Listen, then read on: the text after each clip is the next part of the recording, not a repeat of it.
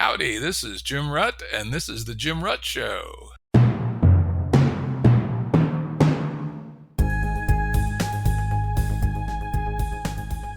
Listeners have asked us to provide pointers to some of the resources we talk about on the show. We now have links to books and articles referenced in recent podcasts that are available on our website. We also offer full transcripts. Go to jimruttshow.com. That's jimruttshow.com. Today we have two really interesting guests talking about what sure seems to me to be a really important project. We've got John Vervaeke and Jordan Hall. They and I will be discussing the religion that is not a religion. Both are returning guests, and you can find their previous episodes at jimruttshow.com. John is a professor of psychology and cognitive science at the University of Toronto, and he's an internet video phenomenon, probably most well known for his Awakening from the Meaning Crisis series, 50 hours worth of really interesting video, but also lots of other interesting things online too. He is the co-author of the book, Zombies in Western Culture, a 21st Century Crisis. About a year ago, John and I did a 5-episode podcast arc on his Awakening from the Meaning Crisis video series, and despite their really high intellectual density, they rank in popularity at the very top of my podcast episodes. Jordan Hall is a successful tech exec and entrepreneur, but perhaps is better known for his work on upgrading human capacity and working towards a new social operating system for humanity. He's also got lots of juicy stuff out there. Just search for Jordan Hall on YouTube. His Deep Code series on Medium remains a classic. Worth noting, back in 2013, Jordan and I were both part of the original startup team for the social movement now known as Game B, and we've remained friends ever since. Jordan and John have worked in collaboration for some time on various things, but especially on today's topic. Welcome, Jordan and John.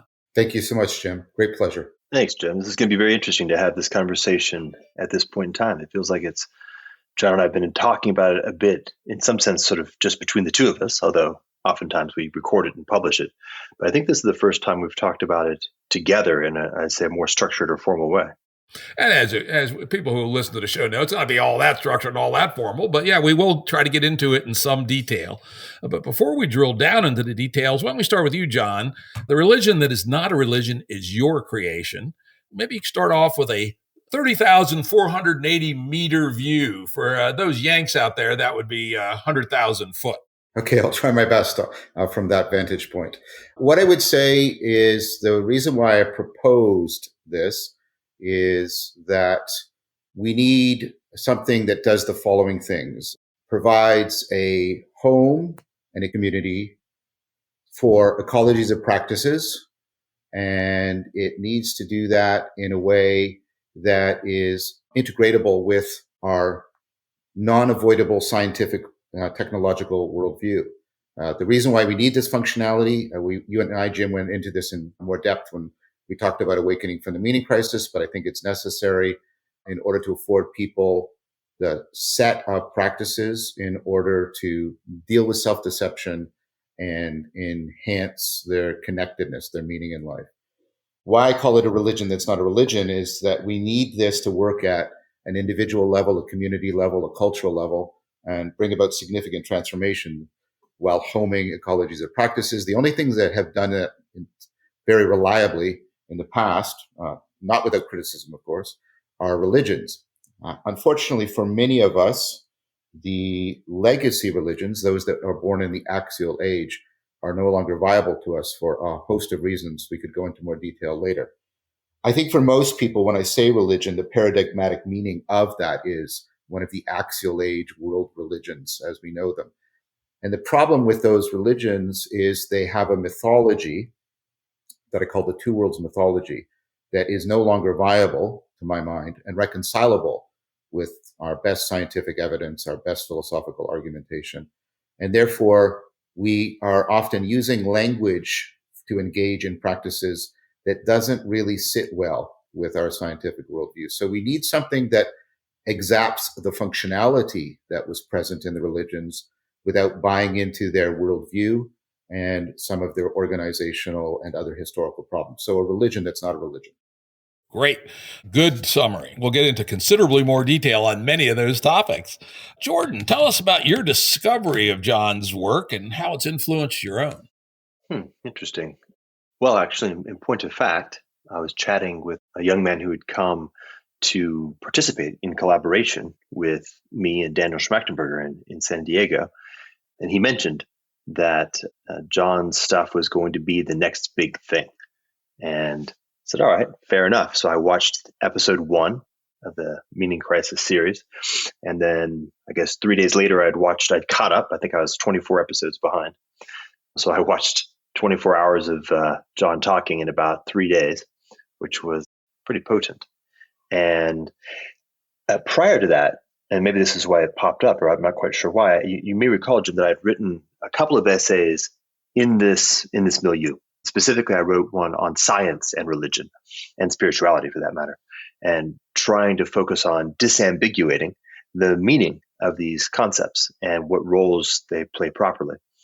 And in fact, I've been spending some time thinking about I guess at this point, long forgotten, but there was a moment in time where there was a discussion between Sam Harris and Jordan Peterson on the question of truth. And noticing, I think I created a video or an essay on this recently, that there's ambiguity about different modalities or modes of truth. And these questions are very closely related.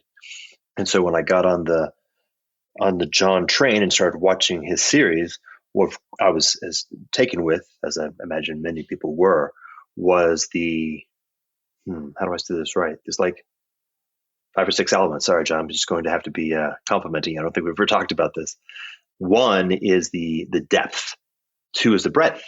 Right? So we're talking about a series that covered everything from cognitive science, neuroscience, all the way into the origins of the shamanic typology, paleontology, specific, the evolution or the development of the various sort of stages of Western and and other civilizations. And it was an opus. And what I kept noticing was the degree to which, you mentioned this, I think, before we recorded, that John defines words extremely precisely and then holds them and uses them. And you can feel, the way my mind feels it is, it's like a spider web being woven out of a very, very profound fabric.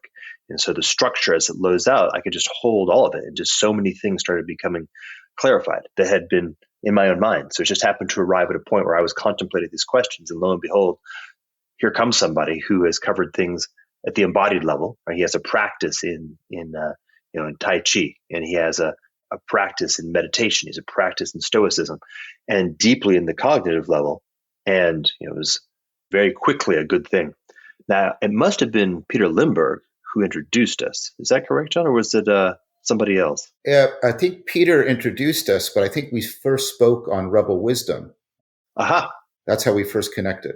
Very interesting. And so we had that's right. Yeah. And so we had a recorded conversation, and we've been chatting pretty consistently, like pretty much every 2 weeks now for years. Yeah. Covering a lot of territory. Very good.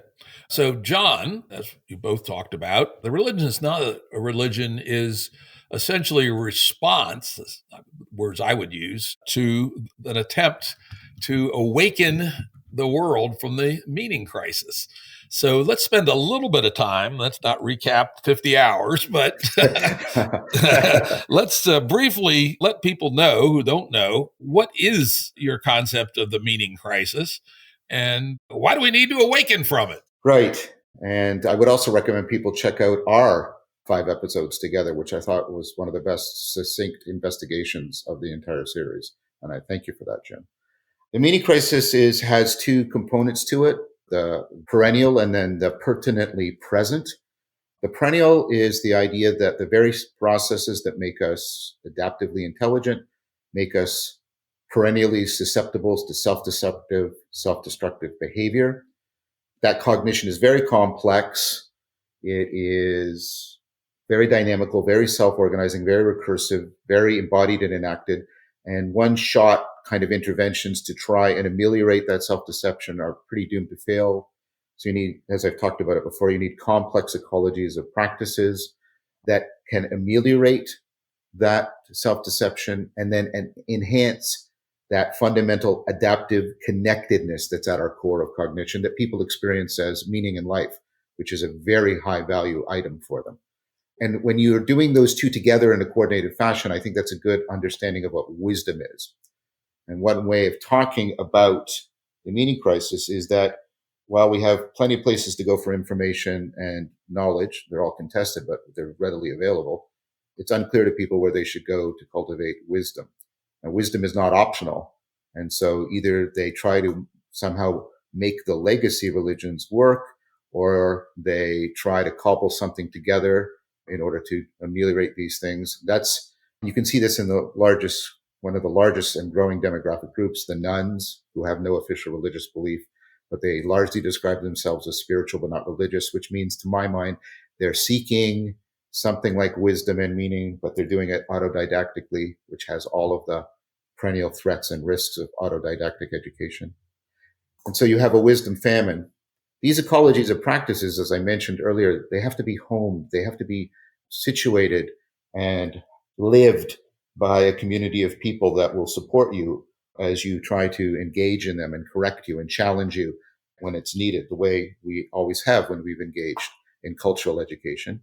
And so the present problem is the thing that used to home the ecologies of practices are the legacy religions. And for a lot of historical and other reasons, they're now non-viable for many people. And so you have a wisdom famine. People are looking, but they can't really find what they're looking for by and large in the world religions. We've tried political alternatives that have drenched the world in blood. So we're sort of traumatized about that. And so we're stuck. Yeah, let me stick in just a question there before we go on. You often refer to these as pseudo-religious ideologies as response to the meaning crisis. Yes. And that's, a bad attractor on the road forward, at least so I think it appears to all three of us. Yes, very much. I think this is what I've often said to put on my tombstone: neither nostalgia nor utopia. We can orient pseudo-religiously backwards, and you can get fundamentalisms, and you can do that forward-looking in the proposals for utopia. And then of course, we get totalitarians. And of course, you can mix and match those together in wonderfully bloodthirsty ways. And so what we're trying to do, Jordan and I and other people, is we're trying to say, how can we help people address the perennial problems of self-destructive behavior, the sense of absurdity, alienation, pervasive anxiety, all the other symptoms that are showing up? How can we properly give that a home and situate it within our current worldview? And then an extra dimension that has come out in my conversations with Jordan is, how can we orient that so it can deal with the incredible accelerating rate of the complexification of our sort of technological milieu? And so that's the meaning crisis, as briefly as I can make it. Yeah, one last distinction, and I find this to be a very useful hook for people to hang on when they're first starting to make sense of this: the distinction between meaning of life versus meaning in life. Yes. And this is probably one of the ways I would distinguish religion from the religion that's not a religion. The meaning of life is some metaphysical proposal about something that is a plan or a destiny for you, and that you must find it in some important fashion. It's been pre-authored, preordained, and there's various ways in which that can roll out. It can be preordained by an agent. It can be preordained by a cosmic force like karma or something like that.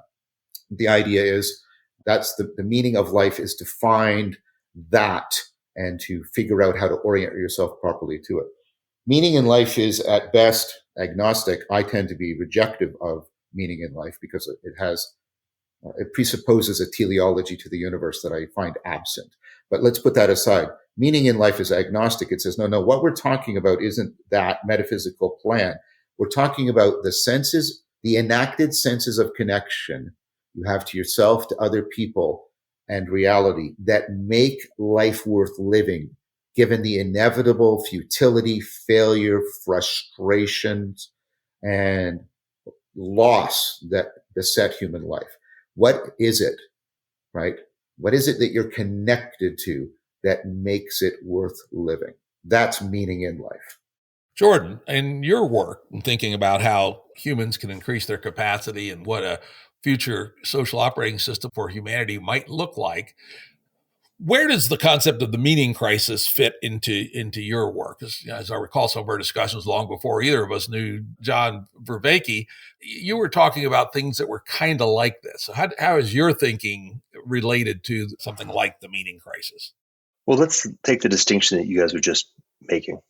I'll go up one level higher, actually. So all of the different variations on the theme of pseudo-religion, for example, or meaning of life, are of the category, a category error specifically, that prioritizes propositional knowing, to use the way that John describes it, to make it more plain, prioritizes the narrative or the words.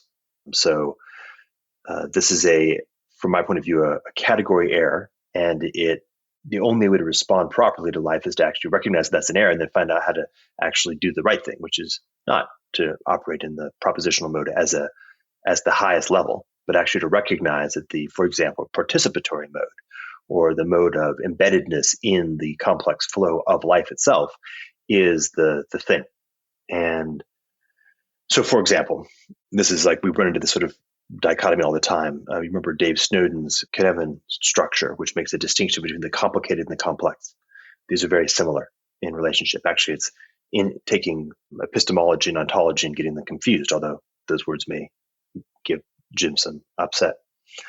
And one of the things that I think we're struggling with in the West these days is the newest version of how would I say this right? The thing that takes itself to be exactly the opposite of a religion and yet nonetheless very much is one in the worst possible way, which is the technocracy. So the technocracy operates precisely in a mode that endeavors to make choices in life in relationship with complexity by means of the complicated, right? In relationship with the participatory by means of the propositional. And these are the ideological frameworks. And I think there's a fundamental mistake. Like, it's very difficult. Our civilization has kind of lost sight. It's slipped. And our toolkit, even our habits, have become almost knee-jerk, that when we encounter some kind of problem in complexity, we instantaneously, without thinking about it, so to say unconsciously, reach into a certain toolkit to solve the problem. That toolkit is going to be something on the order of, let's just say, a technology. And by that I mean, it could be a software technology, but it could also be a process or a series of mathematical constructs, algorithms, stories, right, which are a version of a very old technology. And as it turns out, that toolkit is the problem, right? This is something I've been saying for a long time. So then we can tap back and say, all right, if that toolkit is the core problem, if the habit of unconsciously going to that toolkit exacerbates the problems that we're dealing with, and we can talk about a big fork. One is the fork of expanding complexity that is actually outstripping technocracy's ability to even pretend to respond. And then the second is the feedback loop that every time we accelerate technology, we actually accelerate that expanding complexity. Those are two slightly different but related things. What's the alternative toolkit? And this is when we get back into the notion of the religion that's not a religion, which in some sense, in a very weird way, is like a spiral, because it returns, I would say, to the basis of what religion sort of is in its most fundamental sense, but now is conscious of the fact that mistaking the story for the practices, or mistaking the story for the actual lived reality, is a category error. It needs to be avoided at all costs. Okay. John, you said earlier that the traditional Axial Age religions, and for our audience, you might just quickly list what those are, no longer works for lots of people. Let's dig into that a little bit. Yeah, the Axial Age is, you get the collapse of the Bronze Age around 1200 BCE, or around 1100 BC, sort of in between. 1176 or 1177 BC was the title of, I think, Klein's book on it. I don't know if it's exactly that precise, but the Bronze Age had gone on for 3 millennia, literally, and it collapsed, and it was the biggest collapse in civilization. There's a Dark Age, and then what happens is you get a lot of experimentation, social and cognitive experimentation. You get the invention of a bunch of new psychotechnologies like alphabetic literacy, numeracy, money, things like that. I won't go into that in great detail. What happens is they sort of percolate through cognition and society, and people discover they have new reflective capacities that they didn't have before. And they start to take responsibility for the world in terms of this new interesting idea that the way human beings are framing the world, the meaning they're making about the world, is the source of a lot of suffering and violence. And so the Axial Age religions are born out of this idea that we can transcend out of that sort of depravity. And you get things, of course, like Taoism and Buddhism and Confucianism, and you get the birth of the prophets in ancient Israel. And then, of course, you get echoes of that, important echoes in Christianity and Islam. And then, of course, you also have the Axial Revolution coming into Greece, especially around the pivotal figure of Socrates and Plato. And what unites them is an attempt to try and explain this new discovery of responsibility and transcendence with a two worlds mythology. The world, the everyday world, is a world that's largely illusory or decadent or misshapen, and it's the world of violence and suffering. But through various wisdom practices, we can transcend to a real world in which we see things as they really are. We are realized as we should properly be. Suffering and violence are reduced. And that's the two worlds mythology. The two worlds mythology is an attempt to articulate sort of a profound cognitive experiential change I and many other people propose was occurring during the Axial Revolution.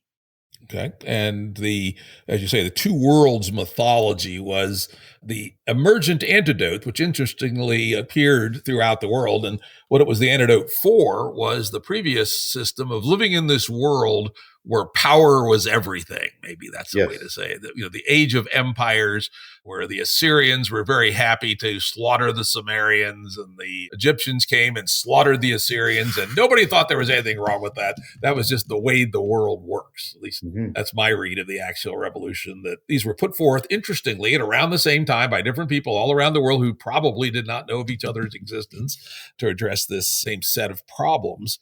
But I think you and I don't know about Jordan, but probably agree that there are no two worlds, probably, right? And that is one of the key issues that needs to be resolved here as we move into the future. This two world mythology had a very long and vivid life, probably reaching its pinnacle and most absurd solution with Descartes, for instance, where here he was, extremely sharp thinker about the nature of being and consciousness, etc. And yet he was forced to these absurd contortions by still adhering to the two world model. So to be clear here, the religion that's not a religion is explicitly non-supernatural. Is that correct? Yes, if the supernatural means exactly the way you articulated it. Of course, one of the problems with that word is it's used quite equivocally in our culture. But Jim, I just want to note something you said that I think is a real gem. The way the two worlds mythology is not just out there.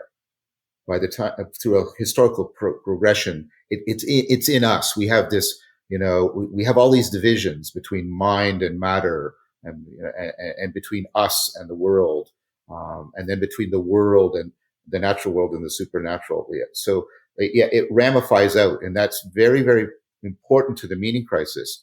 Because all of those divisions, right, have had noxious consequences for our understanding. We get trapped with the mind-body thing. We get trapped inside our subjectivity, and we can feel very alienated from the world because of the gap between the natural world and the supernatural world. Like, this is Nietzsche's great critique. If the point of this world is to get to the upper world, and then you come to regard the upper world as absurd or non-viable, this world now seems empty of meaning because it was always understood to be instrumental in value. So I just wanted to, what you said was a very important point to really take to heart. Like, the two worlds mythology doesn't just sit out there in sort of the background. It insinuates itself into the very guts of your identity, your sense of self, even these categories of subjectivity and objectivity, and that we take them to be exhaustive. That's the two worlds mythology, so deeply impregnated into us. I hate to like do work in the middle of while we're kind of talking about and laying frames, but I just had an idea and I thought I'd throw it in. Does that sound okay? Go for it. Yeah. Hey, we're not building a piano here. We're just having a podcast, right? So, and you'll have to remind me, John, what this name is. So there was a moment in time as we tell the story. I'm in paleontology right now, where the development of tools like hand axes, very like a line, went from a very slow and I would say sort of evolutionary, meaning trial by error, we'll get to the point, process. So hundreds of thousands or millions of years between innovations. And then some transition occurred where shit got real very fast. What was that called? The Upper Paleolithic transition. Great. Okay. So take that, right? And the premise that I want to make for the moment is that there's an involution or a moving into consciousness of the underlying process of the thing that had otherwise been happening in an externalized combinatorial fashion, right? Somebody's like, wait a minute, hold the fuck on. If I do this, this, and this, then I actually make this work as opposed to just doing it. You get the idea? Like you actually are rendering it into a conceptual model that is able to reify the principles that actually produce a viable tool.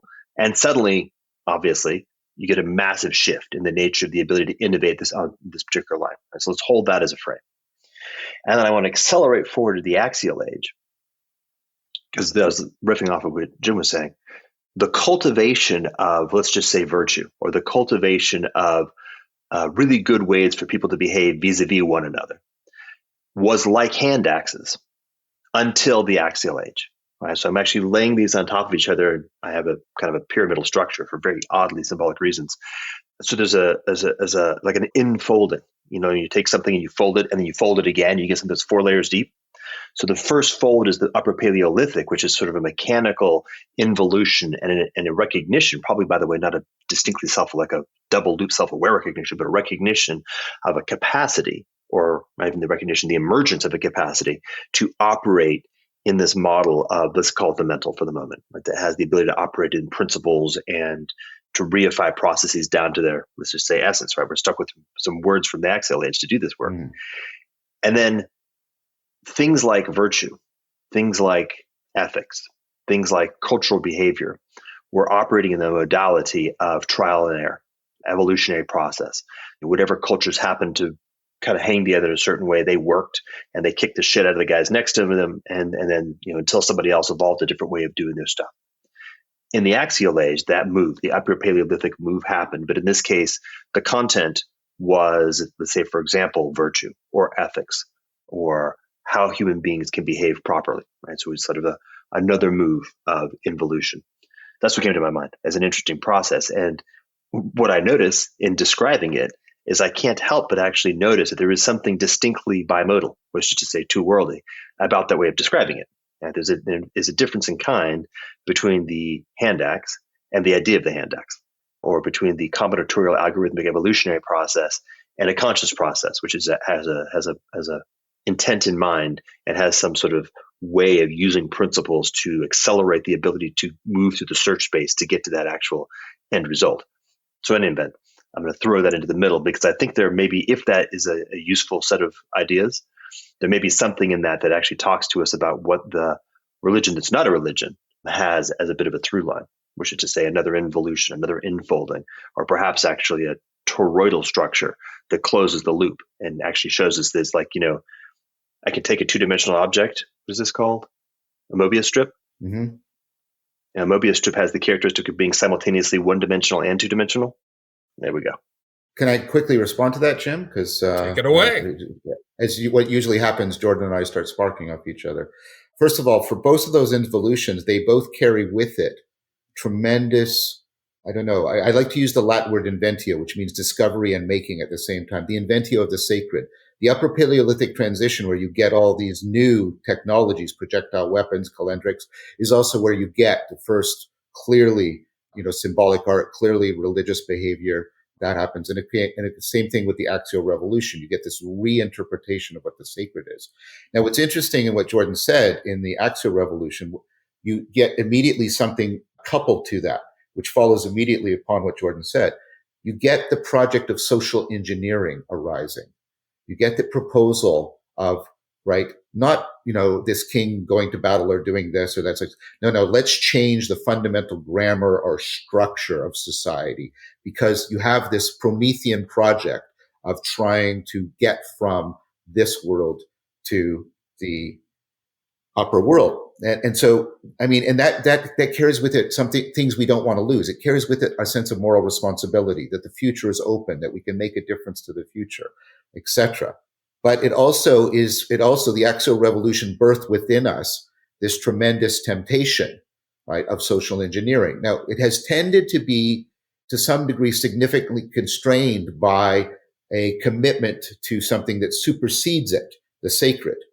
But another way of understanding the meaning crisis is the project of social engineering is running rampant, Promethean spirit unbound, because it has lost its sense of service to something greater than itself. And this is another way of understanding what I think Jordan is proposing about this sort of technocracy, is that we've adopted that one of the children of the Axial Revolution, as it's in our blood, in the sinews of our cognition. We should be engineering society, and we can make it better. This is, of course, the utopic dream or the nostalgic dream, but it has been uncoupled from a sense of in service of something greater than itself. And you see this, and part of this, and again, I'm not here advocating for the legacy religions. I think that's clear, and I don't think either one of you are either. But what happens when we secularize the social engineering project is it becomes the bearer of the sacredness rather than the servant of the sacred. And then what you have is you can do whatever you want to human beings because the ends justifies the means, because the completion of the social engineering project is the ultimate good for humanity. And so I just wanted to tie that into what we've been saying about the pseudo-religions, what Jordan's been saying about the technocracy, and about these involutions. I hope that was helpful. Yeah, and actually it's great. Both of your comments actually establish a foreshadowing of talk later about psychotechnologies. Because you think about what is the root change that happened in the Upper Paleolithic. It's thought that it was, and we don't know which one came first, multi-part tools or recursive language. And it turns out the two are very closely related. Right? When you have a multi-part tool, you have to make things in a certain order, right? Or they don't work. And it's very, very similar to the way even a simple, slightly recursive sentence works. That if you don't put it together in the right way, it doesn't make any sense. And there's one school of thought, the main school of thought was that recursion in language came first, and then multi-part toolmaking came second. But there is another school which says the multi-part tools came first. It was a new way of literally thinking, new sets of psychotechnologies. In the Axial Age, there was a new way of thinking. And I suspect actually it had to do with an upregulation of empathy, right?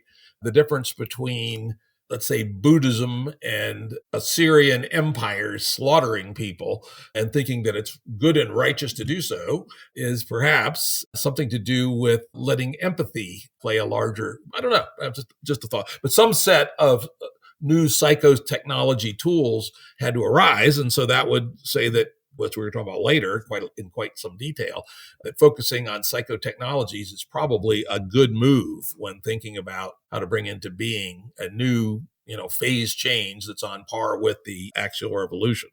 The difference would be, and this is towards Jordan's point, this time, what's happened before is the psychotechnologies are invented and then they sort of percolate and permeate cognition and bring about changes.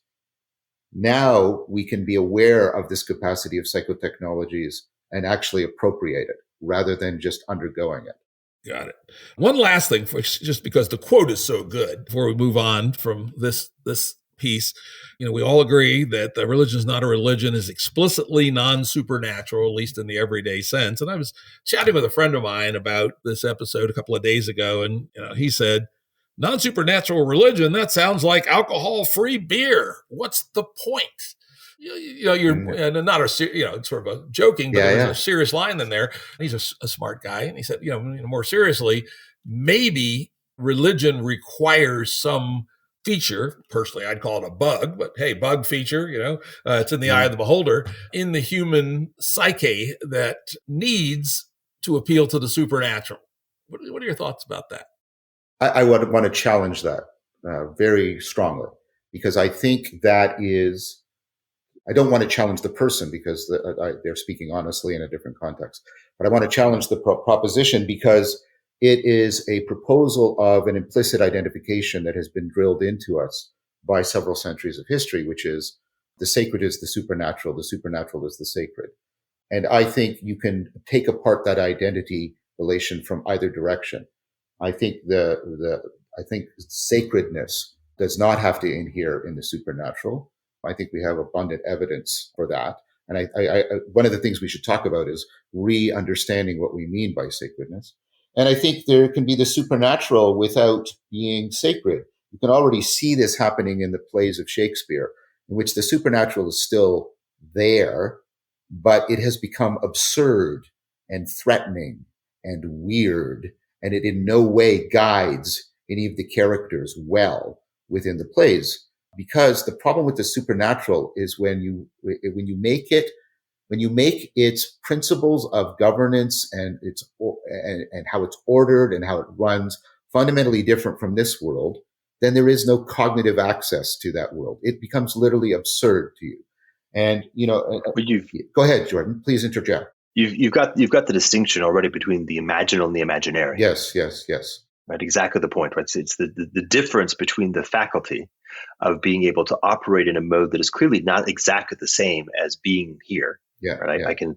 I can imagine myself going down to the coffee shop and getting, or more specific, I can imagine myself going into my kitchen and getting a coffee. Right, very specific. That is a imaginal act, and that's not the same as me walking into the kitchen and physically getting it with my body. That's a real distinction. But it's not the same as me having the fantasy of being able to fly to getting my coffee, or being able to walk into the living room and having my coffee be something that has completely powers that are no longer constrained by reality at all. Right. And so that distinction is a very clean distinction. Right? We have the distinction between the imaginary and the imaginal. And this maps, I think, quite nicely to the distinction between the supernatural in the, let's say, this negative sense, or the demoralized sense, and the sacred, or the supernatural in its most positive sense. There's like a separation there that happens.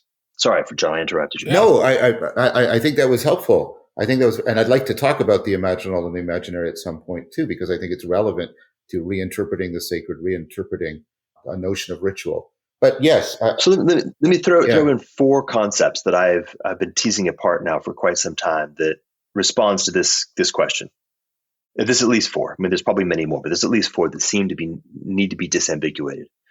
And they all, by the way, all bind to questions of truth, which is interesting. The word true is a very old fucking word, right? This is a Proto-Indo-European root that goes, way back. And it's tied to all kinds of cool other words like truce.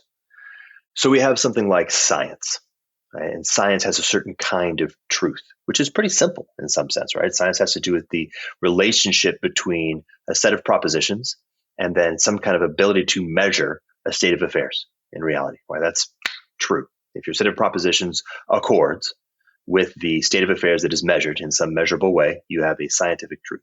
That's a very good functional thing. But it's not the only meaning of truth, right? We have at least 3 more, or at least 3 modalities to be thinking about. Another one that we'll be talking about a lot would be the category that is properly assigned to religion, which has a very different sense of what true would be. Say, like true friend is a very different kind of thing, right? The word steadfast is the deeper etymological meaning of the word true, right? It's anchored in life, anchored in a life that works, right? The true is in the sense of like it actually successfully navigates the challenges of being a being in the world. Right? It's a very different kind of thing, a different domain. I'll skip over spirituality for the moment. I wrote an essay on that, but it's a different kind of thing. And then we have this other category over here that's very important, and that's mystery. Right? So I'll just use the word mystery instead of the word supernatural. Mystery refers to that which is very poorly addressed through speaking, right? The stuff where propositions don't map at all. Right? To endeavor to engage in a propositional mapping to mystery is an epistemological error. Right? And it represents the fact that complex reality is always going to be larger than our lives and our conceptions of it. And we have to afford a certain style of relationship with that is very different than the style of relationship that we have with, say, for example, navigating the trials of life, particularly. How do we deal with having kids and wives and food? And also, how do we navigate trying to figure out how to create propositional structures that accord to the state of affairs that we'll find ourselves in, right? These are distinct kinds of things. And I think this is a big part of the confusion that has led people to a lot of these concepts, modalities have been glued together. And I actually want to use the visual image of what happens when you like exercise really hard and your muscles start to bind, as you get a sore muscle all bound up. Like it's actually a result of breaking and healing in the wrong way. And it's sore and it's bound and it's tight. And this is a big piece of the constipation of the modern world, is a lot of these pieces are stuck together. So the concept of supernatural that is used, I think, in the phrase of that quote, is importing into something like the scientific modality stuff that actually should be properly living very well and necessarily in the mystery modality, or perhaps in the religion modality or the spiritual modality, which are all distinct. And if you have all of them, you can actually navigate life properly and well. And if you try to cross the streams, as I said in that essay, then you get all kinds of confusion and, sadly enough, often bloodshed. John, you want to respond to that? I think that's excellent. I think, although I want to hear a little bit more about the distinctions between mystery and religion and spirituality. But well, let's save that for a different day. If we go down that rabbit hole, we'll be here all day. So exactly. Yeah, that's between the two of you guys, we got two like powered steam shovels for digging rabbit holes. So I'll try to pull you guys back out of it. Let's see, where do we want to go next? Well, I'll skip some of the kind of the second level things here, and let's hop to what John referenced, which is the sacred. I must confess, I remain, I don't know if skeptical is the right word, not fully understanding what radically non-supernatural people mean when they say the sacred. So why don't the two of you, John first, then Jordan, take as deep a dive as you can get, take as much time as you need, not you, Jordan, because that could be infinite, but a fair bit on the meaning of the sacred within a rigorously non-supernatural context. Right. First of all, I make a distinction between sacredness, which is a phenomenological experience and process people can undergo, and then the sacred is whatever they claim to be the cause of that. And so I just, for me, the sacred is just the ontological placeholder for, what we are relating to when we are engaged in an experience that we find filled with sacredness. So sacredness, this is, it very much captures a significant aspect, I think, of what Jordan was talking about. An experience is sacred if it is one that is liberating, clarifying for us. We feel as if we are getting an insight out of patterns of self-deceptive, self-destructive behavior, not here or there, but very comprehensively, systemically. This is why we use comprehensive metaphors like being born again, being enlightened, being waking up. We're trying to get this sense. And it's very much like the kind of stages that children's cognition go through. And so a sacred experience has got that opening, but it's also, that opening is a reciprocal opening. You feel that the world is opening up and you are in a reciprocal and responsive fashion opening up to it. So you're getting liberated from systemic self-deception. This is why we have all these illumination metaphors. And then you have an intensification of the sense of connectedness, why we have all these depth metaphors and touch metaphors. I'm more in touch with it. I realized it in depth. And so you're getting, and this is like the reciprocal opening that happens when you fall in love with somebody, but now it's between you and reality. And you have a sense that connectedness is that what I call religio, is ratio religio. It's properly proportioned. It's running well. It's optimal. It has a lot of the features that people have, like when they're in the flow state, such that they believe, that's not even the right word. They realize, that's the better word. They realize that they are in right relationship to the trajectory that points towards what's ultimately real. And in that sense, properly mysterious. Because of course, the ultimately real is not something that we could comprehend. It is that in virtue of which comprehension is possible. And so I think everything I just said is completely possible within a scientific worldview without requiring any invocation of a sacredness or a super agent or a destiny for humanity. But nevertheless, and I've read these reports, you can read reports of people having the experiences that I've just described.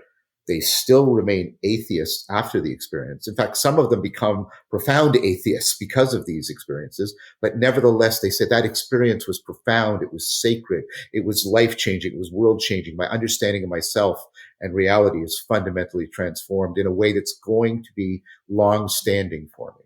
Of course, that kind of definition pretty congruent with the classic mystical experiences of often supernatural religions.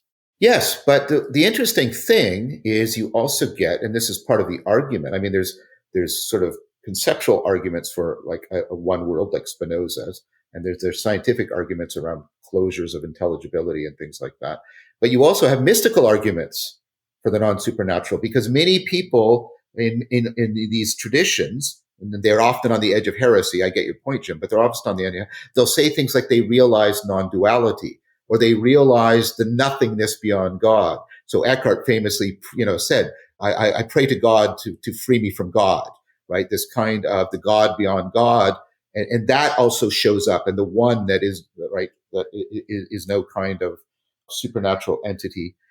So the mystical traditions also, especially some of the titans of these traditions across history and across cultures, also argue for a very powerful and strict monism, which rules out a two worlds mythology very, very deeply and profoundly.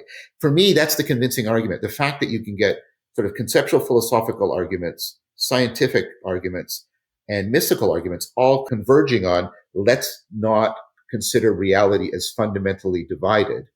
That, for me, lends it tremendous plausibility and legitimizes the idea of a non-supernatural sense of the sacred. Yeah, I would say I'm a reasonable example. I've dabbled in heavy psychedelics in my day, not in the last 40 years, and I've had some mystical experiences, and I know how to trigger a mystical experience in myself, right? The little food deprivation, for me, it takes a little bit more than it used to, alas, but, a hike through the woods to the edge of a lake and then stay 15 feet back from the lake as the sun sets and it gets dark in the woods. That will trigger a mystical experience in me every time, right? And I also know how to put myself into ego death for about 10 seconds, more or less at will. And yet, I'm about the most hard-nosed monist anybody ever met, right? Yeah. And so I see those as entirely compatible, but many other people don't. They speak to mysticism as the portal to the supernatural. So let's move over to Jordan, see what he has to say about the sacred. That was awesome. What I'd love to try to do, and I wish I was in sort of fine form, and I doubt I'll pull it off, but I'd love to try to do is actually do something which would be better understood if you actually could imagine it being simultaneous with what John did. Because, harmony typically is simultaneous. It's very difficult to do harmony serially.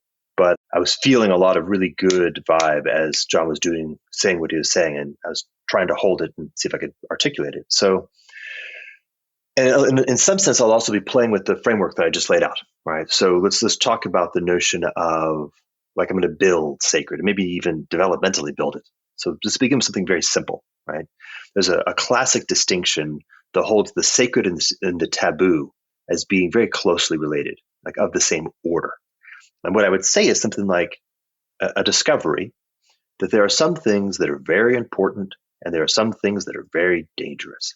And there's a new category that emerges, which I'll now just call the sacred, which contains both of those categories, which is to say, hey, everybody, we need to have a way of being in relationship with things that are really fucking important or really fucking dangerous.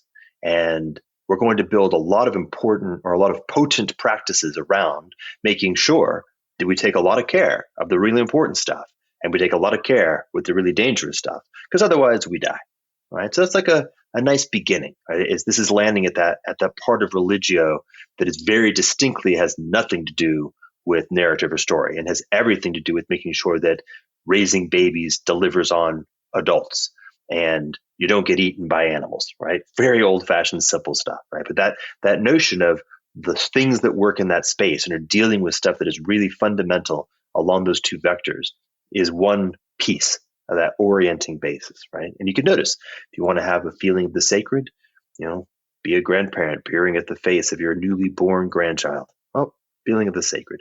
By the way, you want to have the feeling of the sacred, go outside during an absolutely tremendous thunderstorm where you really do feel the smallness of your tiny self in the context of the much larger and highly indifferent world. Very similar sense of relationship, different tone, right? Sacred and taboo, very different tone.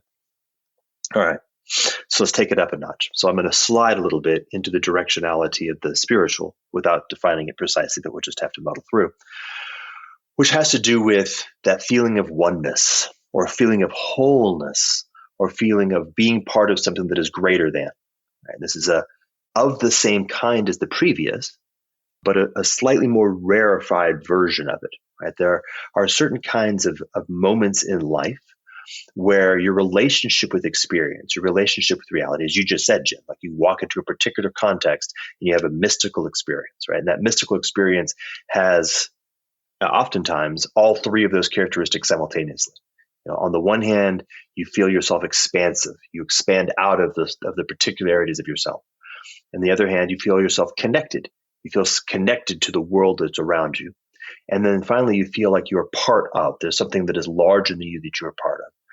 And that feeling, which arises in contexts, which I would say, by the way, are tied to the previous, itself is an awareness of a higher tone of this notion of sacred, right? So now we're moving. Remember that involution story? We're moving from making hand axes by chopping at them to suddenly having an awareness of what it is to be in the business of making hand axes. Now we're actually being aware of the sacred as sacred and noticing the characteristics that this particular phenomenon tends to have. And still, by the way, bound to its importance, to life itself, right? And increasingly so, as we become more powerful, we become more necessary, as we become beings that create and control fire. It becomes very important that we become skillful at noticing how to be whole in ourselves. So we don't, or beings that have destructive capacity. How do you heal the fights between each other? Like a moment of rapprochement where there's tremendous animosity, and suddenly the parts are able to come back into a wholeness that is no longer resolved through violence. That's a moment of the sacred expressed in the life. And by the way, will be felt by the individuals as such. Whole healing is and holiness, right? These terms have a relationship with each other. Mm-hmm. And then the last tone is just to bring that notion of mystery. And here, by the way, John, I'm really feeling your conversation with Jonathan and Peggio and the notion of, I think, the altar, mm-hmm. right? Here we're actually beginning to be aware of, let's say, I'll make it banal for a second and come back up. I'm invoking the notion of the transcendent. Mm-hmm. So to transcend, right, is to break out of, right, to escape from, or to be moved away from. So I'm in some sort of binding. I'm in some sort of frame. I'm just a very simple mental model that I can't solve a problem. And I have an epiphany, right? I have something that comes, in many ways, feels very much like it comes from outside, right? And it changes my relationship with the entire category of the problem that I'm dealing with. I have transcended the thing that had been holding me back, right? But of course, I can recurse. I can now begin to think about the notion of to transcend in and of itself, which of course becomes very congruent with the notion of mystery. And I can begin to contemplate what is that which is in essence the transcendent, which is to say that obviously cannot be framed. I cannot describe it. I cannot narrate it in any fashion. I cannot box it in its very essence. It transcends. And you can see there's a bit of an arc, right? There's a reifying arc. There's a rarefying arc. There's a movement from something that is in some sense very, very simple. Like how do we take care of food and water and children and marriages and self and wholeness of self and relationship with the traumas of life and the feeling of smallness and the feeling of loss and the feeling of grief. And then awareness of the fact that there's something going on here that seems to be always present, always the possibility of that kind of move, that kind of being in more and more intimately careful, deep, nuanced, subtle relationship, that more and more precise move of coming into a greater and deeper wholeness of self and with the external world, and also being part of and more fully in contact with and part of something that is larger than self. And then, of course, we step into the space of the mystery, right? Which we can then name as the point of sacred that is closest to the story that would maybe be characterized by the supernatural. But now we're recognizing as being something that to name it at all is, again, a category error. And thereupon lies the problem. The problem is that the supernatural endeavors to clothe the mystery in story. And that's the problem, right? As soon as you recognize that its isness transcends the nature of language and story and thinking and consideration fundamentally, then the characteristic of the supernatural that gets us in so much trouble either must surrender to a different location or evaporate completely. And good riddance. Yeah, I wonder about that. This idea of the mystery. I think of the epiphany. I've had a few in my day. I've talked about them on the show from time to time, and the mystical, which I've experienced lots of times. And as Jordan knows, to the degree I have a day job, it's the study of consciousness at the boundaries between computer science, cognitive science, and neuroscience. And my own view on things like, say, mysticism in particular, but may well apply to epiphanies as well, is they're essentially additional attractor states in the brain that are relatively hard to get to. In network cognitive neuroscience, we talk about the default network, which is the brain in kind of the daydreaming state. Very characteristic. You can read it right out on an fMRI, and it's what your brain will tend to go to if you're not doing anything else. And there's task mode networks. They differ a little bit, but they're similar in their activation patterns when you're actually trying to do something. The canonical example I like to give is you're changing the tire on a new bicycle that you've never messed with before. So you have to think through each move and remember how to reverse the move and make sure you put the parts, in a cup so they don't get lost. And so you're really into a task. And those are two classes of brain-wide attractor networks, very characteristic. You can see them in the firings of the brain. And that things like mysticism in particular, and having read a little bit about the hierarchies of mysticism, I've just roughly posited there's about 3 additional attractors that we don't normally get into. We don't get our brain into this resonant pattern very often. And my little trick of putting myself into a mystical state by walking through the woods, not eating for 12 hours, waiting for the sun to go down, all that stuff is just a little trick that gets my brain into the lowest level of those attractor states that have the qualia of mysticism. And there, as I say, probably two additional ones. And may well be a similar mechanism for epiphany, that it's a non-easy to access set of network attractors in the brain that, in this case, allow one to break through the restrictions in one's thinking and finally do that synthesis that's eluded one for some time. And an appeal to the mystery doesn't seem to be required if you take that model of what these things are. Well, can I respond to that, Jim? Yeah, you're the cognitive scientist in the room. First of all, the fact that something is happening in the brain, and you did say this towards the end, doesn't mean that it's not disclosing aspects of the world. When I'm seeing a car, things are happening in my brain, and that it's affording me coming into a relationship with something. So the thing I would ask then is, does the fact that those states disclose something new to you, you get the synthesis, as you said, that discloses some depth of reality or some aspect of reality that was hidden to you, the fact that that can keep happening, doesn't that point to the fact that reality is kind of inexhaustibly available for new insight and for new realization? And where realization doesn't just mean a belief, it can also mean, you transform who and what you are, your identity. I mean, to take an analogy, maturity is for a lot of people a hard to find attractor state in the brain, but people do find it. And then that means reality. I mean, we even talk about maturity as being able to face reality. And it's also a transformation in who and what you are and your identity. And so for me, and I think maybe this is the key thing. And this is one area where I'm very critical of Plato. I don't think of the sacred or the mystery as something that's finished or complete or perfect. I think of it instead as the fact that there's an aspect of reality, and Polanyi even makes this his definition of reality. It is an inexhaustible fount of intelligibility to me. And no matter how much I expand the framing, I understand that there's always that which goes beyond the frame. And for me, that is, and to be fair to me, I mean, that's a classical understanding. Gabriel Marcel distinguishes between a problem and a mystery in that A problem is you put a frame around something and you solve it. A mystery, you put a frame around it and the frame becomes problematic, and you put another frame around it, becomes problematic, and put another frame around it. And for me, right, my own death is a phenomenological mystery to me. There's no way I can experience that. What's it like to not be? I can't do that. I can talk about it, but I can't experience it.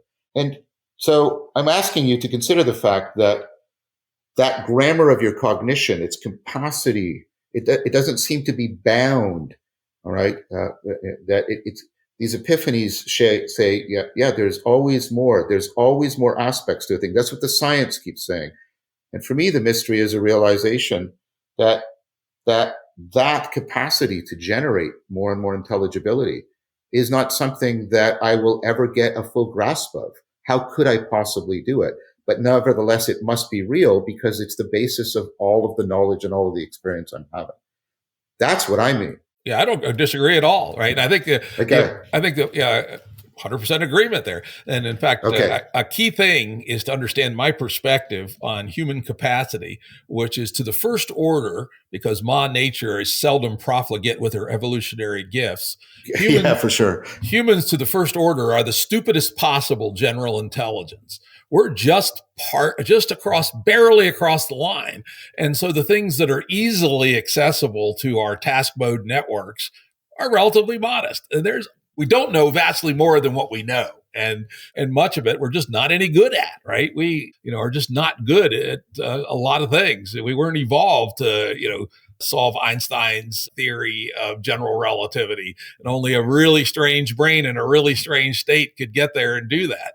And epiphanies are, I think, of the same class of Einstein's extraction from his peculiar education and experience of the general theory relativity, and that mystical experience are another way of expanding the power of our brain above the little squeaky box of task mode network thinking.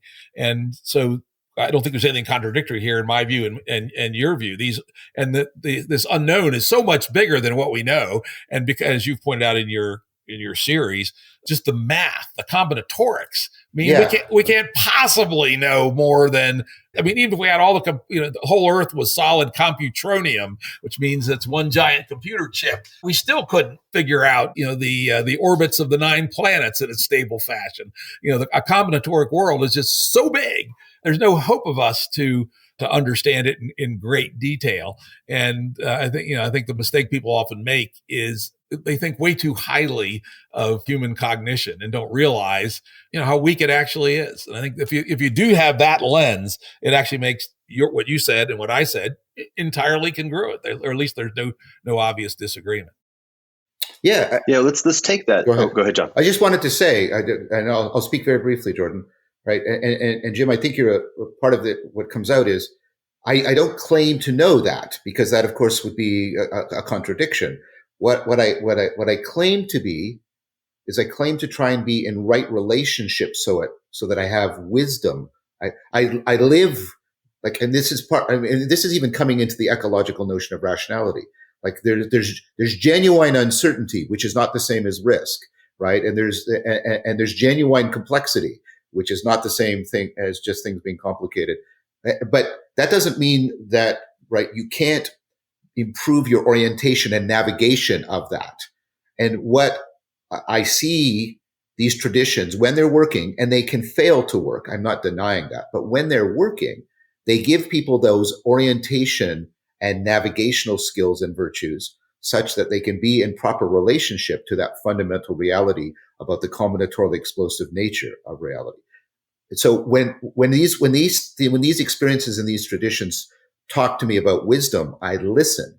When they talk to me about arcane supernatural metaphysics, I tend to turn a deaf ear, because I think, like Jordan's saying, that's the fundamental category mistake.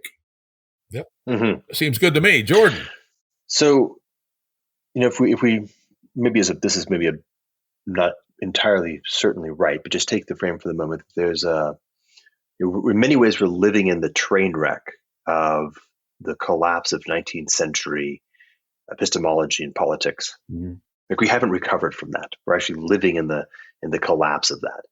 And one characteristic is that if you take this story that you were just telling, Jim, about the muchness, the combinatorial explosion being vastly more than even the most sort of computronian intensive. Let's stick the whole solar system, not just the planet Earth, and it's still an infinitesimal in the context of a relatively banal piece of trying to have certainty about reality. Well, if you have moved, as Nietzsche points out, from, and I'm going to be very strong here, from religion to science as your ground for everything, then that story can feel very demoralizing. Holy shit, I can't actually have precise certainty about things. I can't make choices on the basis of pure knowing. I can't know for sure how my actions will result in consequences. It's the utilitarian demoralization, as SBF has once again demonstrated, a foolish idea, right? It's not the right way to do things. I think that's trying to do with science what is in fact properly done in, let's say, religion. If I reverse the polarity and say, okay, this story that you're telling about the vastly moreness of complex reality than our capacity to know, from the point of view of religion, what that says is, oh, we live in an alive world. We live in a rich world. We live in a world of open possibility, right? We live in a place where meaning is in fact actually not just possible, but is a continuous flow, right? As opposed to a dead world, a world that is in fact so constrained that we can in fact hope not too long from now to have simply mapped all of it and be done with the problem and the project altogether. So there's actually a connection between the meaning crisis and the grounding of all choices in the scientific modality, or the modality of knowing, the modality of propositions, and a remoralization of life by actually allowing the religious modality to have a footing and to recognize that, for the most part, life, which is to say the kinds of meaningful choices that actually matter in life, have to be grounded in this new modality, religion.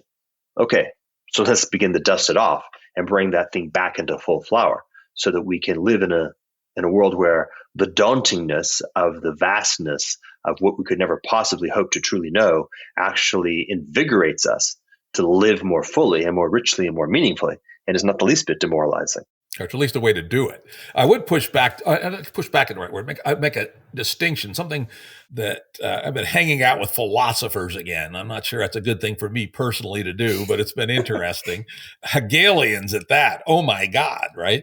And one of the things I continue to come up with philosophers, and to this issue you talk about, Jordan, and John alluded to it too, I call it the philosopher's disease, the search for firm foundations. It strikes me 20th century philosophy was basically about refuting the fact that there are any firm foundations. Wittgenstein, my read on Wittgenstein is philosophy is a long journey to nowhere. It's language games all the way down, folks. Deal with it, right? And seems fine to me. Plenty of room to have fun in the universe if that's true. One of my hobbies is the study of quantum foundations. As it turns out, quantum mechanics, the 14 decimal point precise, nobody actually understands what's going on, right? And there's at least a dozen quite detailed models of quantum foundations that are all, weirdly, they're all compatible with every known experimental bit of data, but they describe a metaphysics that are radically different. And hold that in your head for a little bit. And it's not entirely clear we'll ever resolve it. And I suppose I've just gotten to a point where I don't need no stinking foundations. And that the need for solid foundations strikes me as infantile, actually. And that just sort of, face it up to the fact we're not going to know everything. Why should we? Back to the beginning, meaning of life, meaning in life. Why in the world would you expect a species that's only 300 years old in clear thinking to have any grip at all on meaning of life, right? We're a teeny little spot, etc. So I guess I'd like to make the distinction that this angst, however the hell you pronounce it, of not having firm foundations, maybe it's easy enough to get over with saying, who needs any stinking foundations? There ain't any. Right? So I agree, by the way, with the success of 20th century philosophy, even sort of latter half 19th century philosophy, because I can think of James and the pragmatists as also making this argument. And, you get tremendous convergence from otherwise very different starting points, pragmatism and phenomenology. You get Heidegger and then analytic philosophy. They all converge on this, again, giving tremendous plausibility to the conclusion. I think that's right. Now, the problem, though, I would say with that history is that these philosophers stopped doing the other half of philosophy, which is the love of wisdom.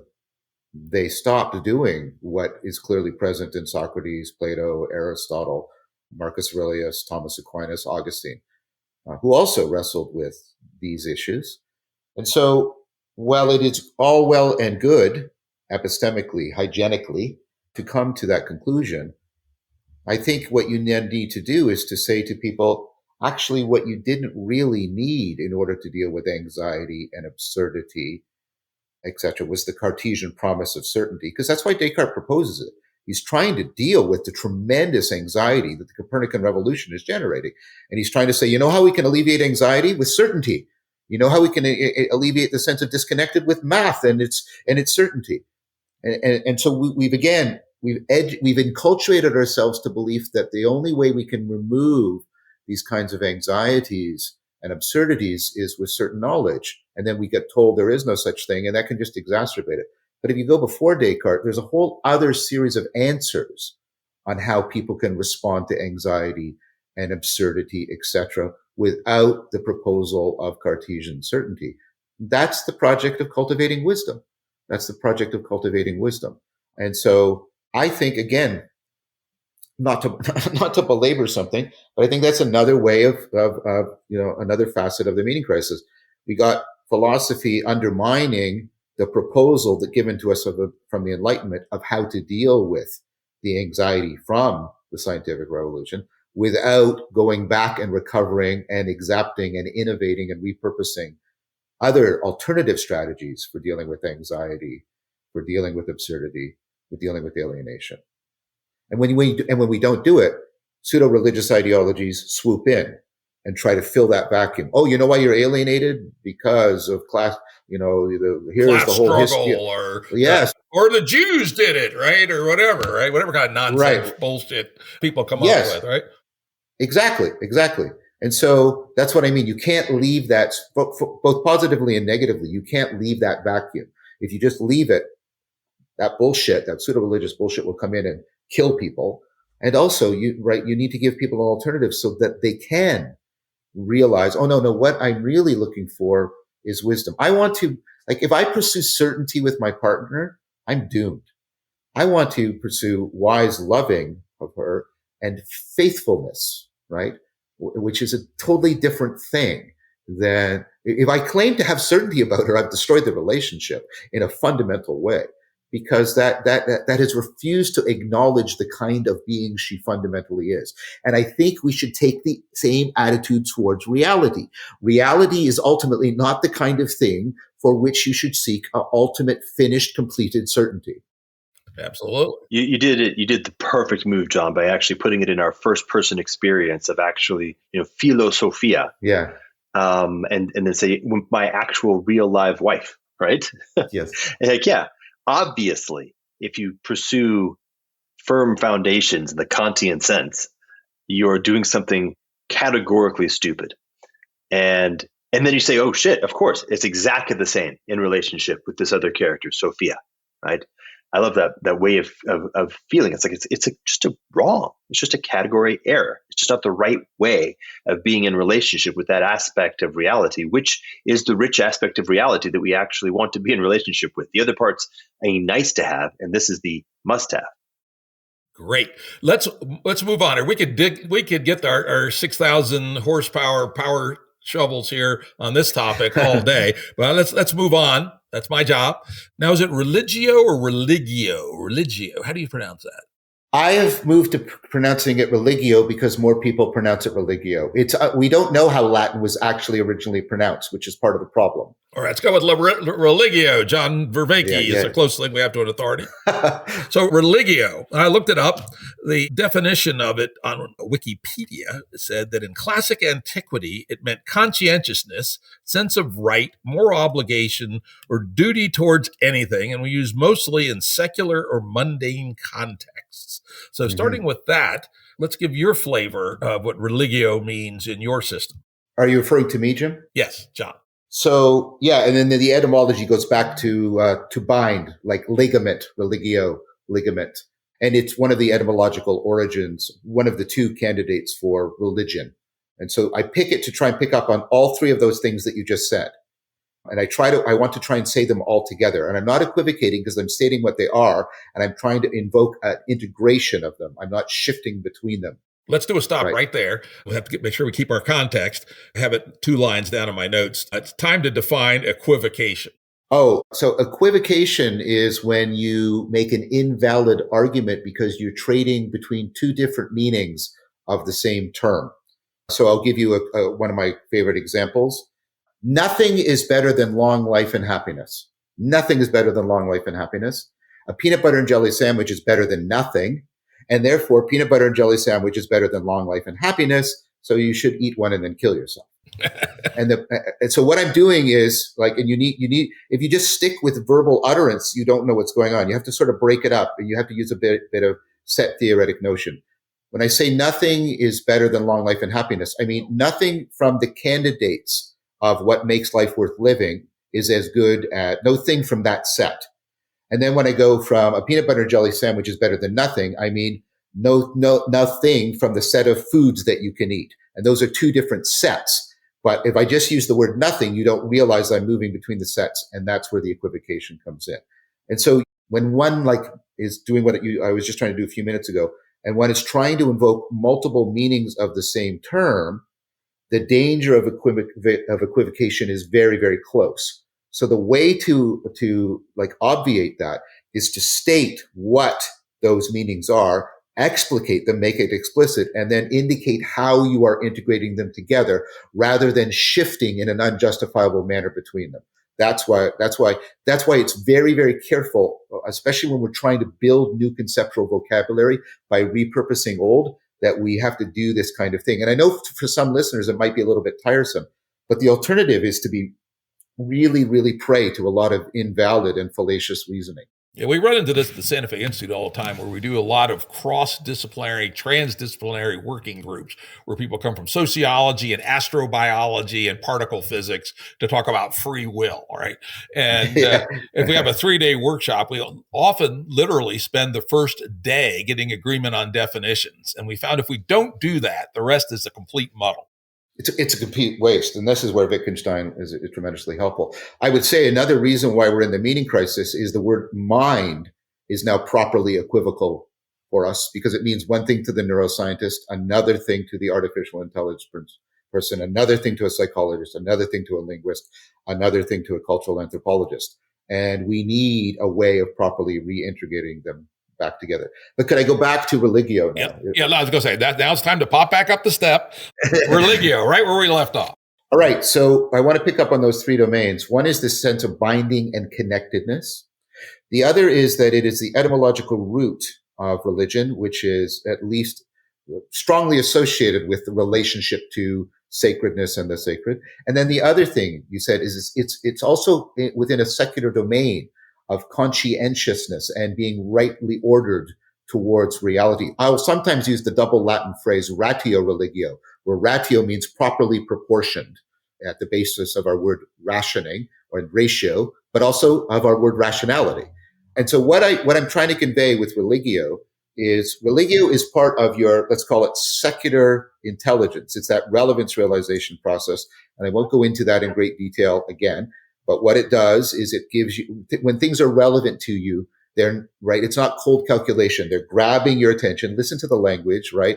They're raising your level of arousal. You're caring about that information and not caring about this information. And so I use religio for that fundamental sense of connectedness that you're doing even as you go to get a glass of water from the kitchen. That's right. And this is the key ability behind general intelligence. Now you take it up one notch, and here I'm doing the same kind of thing that Jordan does. That sense of connectedness, and I've argued it before, and there's evidence to support it. That's fundamentally what meaning in life is.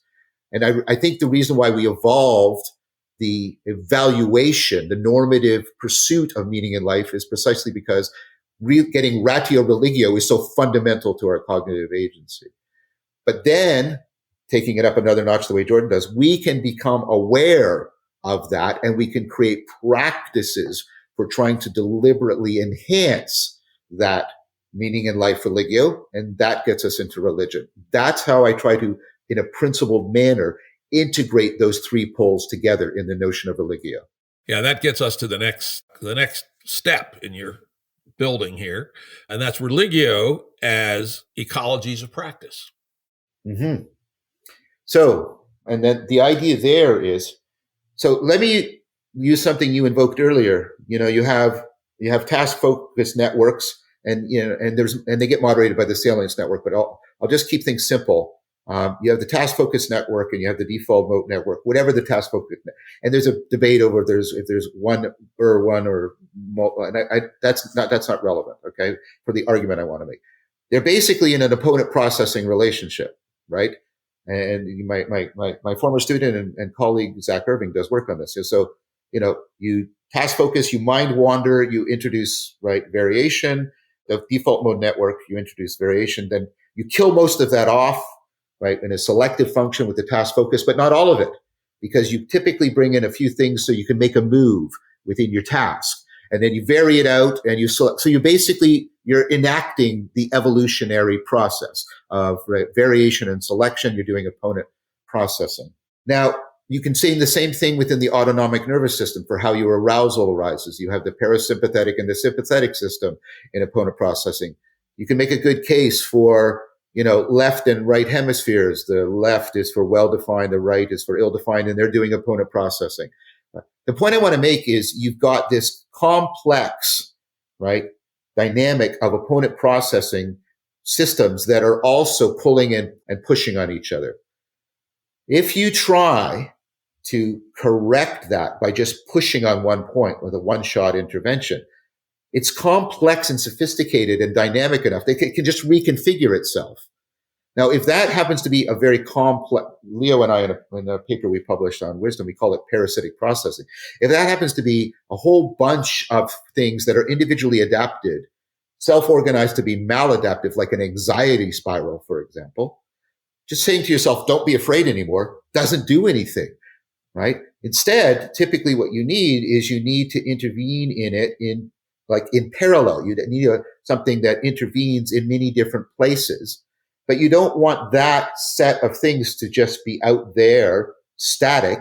It needs to also be self-organizing and self-correcting and dynamic, so it can, best fit for intervention in the complex dynamics of your cognition and your consciousness. So you need, that's why I use the metaphor of an ecology. The way, in an ecology, you have all these checks and balances and levels of organization with organisms, that it becomes a self-sustaining, self-regulating thing. Jordan, I'd love to get your reaction to the idea of ecologies of practice and this idea of having to intervene essentially or as tools for manipulating a high-dimensional complex system.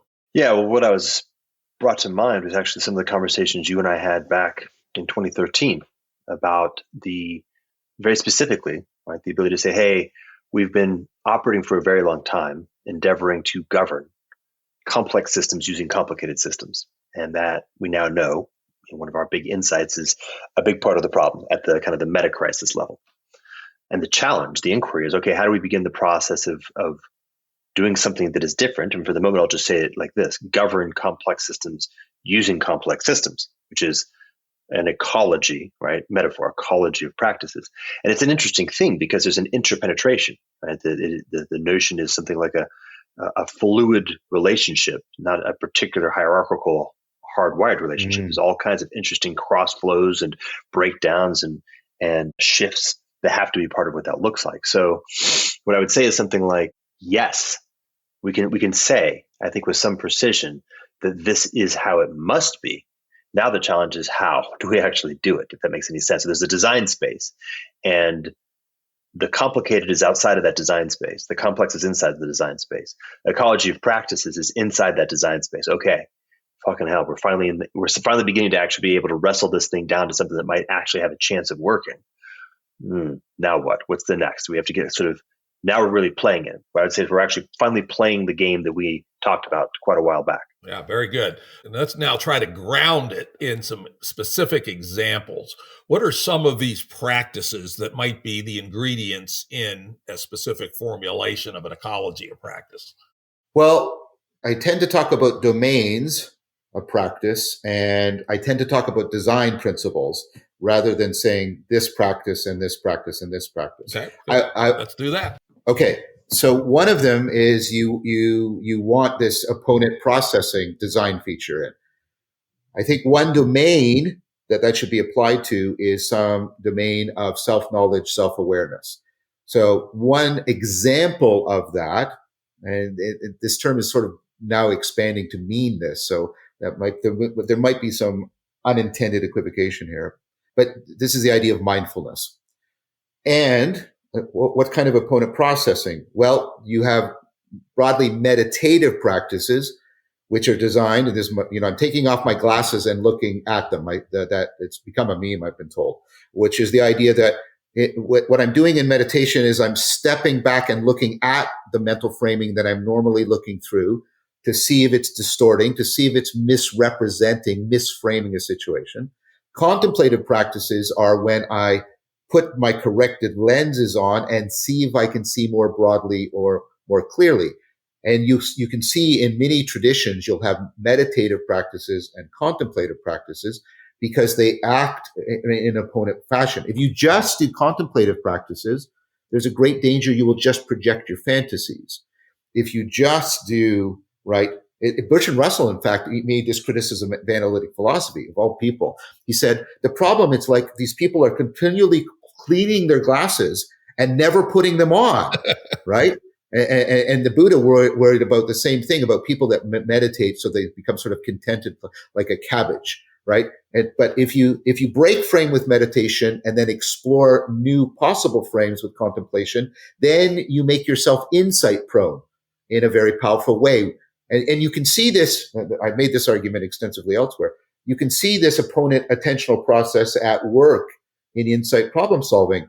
So you can optimize for making yourself insight prone. You can't make an insight, but you can make yourself insight prone by doing this opponent processing. Now you layer it, because I can have that opponent processing within a still mindfulness practice, and then I put that into an opponent relationship with a moving mindfulness practice. Like Tai Chi Chuan, exactly. And then that gets the cerebellar cortex loop engaged. And you see, and then, so I can layer them. I want opponent processing. I want layering in. And then I also want, a pedagogical program. What's the correct order of operations pedagogically for onboarding people properly into such a complex system? Those are some of the design features and some specific examples. But one more thing, I've got all this mindfulness stuff going here. And what it largely does is it suppresses my inferential capacity, so to afford insight. Now that's when we like that leaping, we call it an insight. When we don't like it, we call it leaping to a conclusion. So you need other practices, right? Active open-mindedness practices that dampen down the insight machinery so you can more carefully do the inferential. So you have all of this stuff I did on the mindfulness side. And then now that gets layered and put into a set of practices around active open-mindedness. So you get that opponent processing going. There's much more, but I'm just trying to give the flavor. Love it. I now am starting to remember it from our other conversation. We talked about opponent processing a lot. That was actually a mini epiphany for me to start thinking about these things in terms of opponent processes. Extremely helpful. Well, I'm going to ask you something about much more prosaic things that people normally think about religion. For instance, singing together. There's now results in the psychological literature about the beneficial results of people singing together, and dancing together, and ecstatic dance, especially drums around the campfire, etc. Where do those kinds of, let's call them folk psychotechnologies, stand in your ecology of practices? So, I think there are three proper poles, and they're not completely distinct. So they're poles on continuums. There's the sapiential training, sapient having to do with wisdom, Homo sapiens, right? It's not man the knower, it's man the wise, but anyways, right? There's sapiential training. We've been talking a lot about that. And there's also, there's dialogical communing. There's doing things that are specifically designed to give you access to the collective intelligence of distributed cognition. And that's this whole Dialogos project I've been engaging with. And Jordan's been a part of it, and Guy Senstock and Christopher Mastapietro and Peter Limberg, a whole bunch of us. And then there's ritual enactment. And and what we need to do is we need to step back and again try to recover what that means, because you just invoked it. That's what singing together is. So I need 2 minutes for this. I'm sorry, I can't just do this. Like, do it. Okay. So first of all, let's invoke the distinction Jordan mentioned earlier between the imaginary and the imaginal. It's actually Henry Corbin's distinction. The imaginary is when you're forming mental pictures in your mind that disconnect you from the world. Like if I ask you right now, imagine a sailboat. Are the sails up or not? And you can tell me yes or no, right? Stuff like that, right? And that has a value to it. The imaginal is imagination for the sake of perception. And so let me give you an example from when I'm teaching Tai Chi Chuan. I tell people, okay, and when they're taking the opening stance, when I say, imagine that from your knees down to your feet are sinking into the mud of the river. You're standing in a river, a shallow river, and from your knees down is sinking into the mud. And from your knees to your abdomen, this is like the flowing water. You want it to feel very flexible, very open to change, but it has force and energy in it.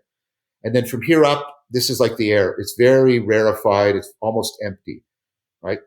Now, when people do this, they're not necessarily forming any pictures in their head. What they're doing is they are using their imagination to pick up, to sensitize themselves to otherwise subtle sensory motor patterns, balance patterns, mind-body integration patterns. And it actually affords them being able to this is why it survived. It actually affords people, they go, now, and they'll have a procedural perspectival insight. They go, now I get it. You can do the same thing with the immovable arm. Try not to hold your arm stiff, loosen it a little, but imagine if a tremendous water was flowing through it. And then you get the sense of how can I keep my arm not stiff, but nevertheless strong. So that's the imaginal, right? Now, if you can think about the imaginal being used in order to deal with the aspirational, right? So remember, we talked about this. This is and Jordan even did it sort of very easily about imagining himself going to get a drink of water. The aspirational is your relationship between your current self and your future self. And we have all kinds of work, and I won't repeat these arguments by L.A. Paul and Agnes Callard. You can't infer your way through that. But I want to use an imaginal example. I think I used it before, but just quickly. You go into a bunch of academics and you give them all the arguments and evidence that they should start saving for their retirement right now. You let them make all the challenges, you respond them, you get them all to agree that they should. You come back in 6 months and none of them are saving. Then you do the following. You say, I want you to imagine your future self as a beloved family member that you love and you care of, and it's your responsibility to take care of them. You come back in 6 months and you have two reliable findings. The people who do that start to save, and the people who do it more vividly save more. That's the imaginal in service of the aspirational. Now, when that is been cultivated, and this goes into sort of what's called ritual knowing, when that use of the imaginal aspirational has been cultivated, so what you're doing in the practice can transfer to many domains of your life and to many levels of your psyche in order to afford a profound reciprocal opening with reality. That's a ritual. That's what a ritual properly is. That's why there's a normativity of ritual. Some rituals are not very good because they don't transfer broadly. They don't percolate deeply. They don't afford reciprocal opening. There's a normativity in ritual, though. A good ritual is imaginal, aspirational, that transfers broadly and effectively, transfers deeply and profoundly. And I can give you a clear example of that in my own life, and it was noticed by other people rather than me, which was Tai Chi Chuan. I was doing Tai Chi, and I was all enamored by all the weird phenomenology and I should have read the traditional sources which say, don't pay attention to all of that. That's irrelevant. But it's so cool and wonderful, right? You're as hot as fire and you're as cold as ice and all that stuff. But then people in graduate school, which is a very, nice, barely concealed environment, they were saying things. They said things to me like, what are you doing differently? what's different? There's something different about you. Like, and I'd say, what do you mean? And they'd say, you're much more balanced in your argumentation. You're much more flexible and adaptive to sudden shifts in conception or theorization. Like, you just seem to be much more fluid and flowing than you used to be. And I didn't notice that. They pointed it out to me. And that for me is, wow, somehow the flow state that I'm getting into in Tai Chi Chuan, there's a structure around it that allows it to transfer to many different domains and to percolate through my psyche. I now realize that in many situations, I'm always doing Tai Chi. When I'm talking to Jordan, I'm always doing Tai Chi. It's the only way I can keep up with him, right? Because he has just tremendous flexibility of cognition and conception and perspective taking. I have to fall back into my Tai Chi Chuan. Obviously, I'm not doing that, but I'm falling back into it in order to follow him.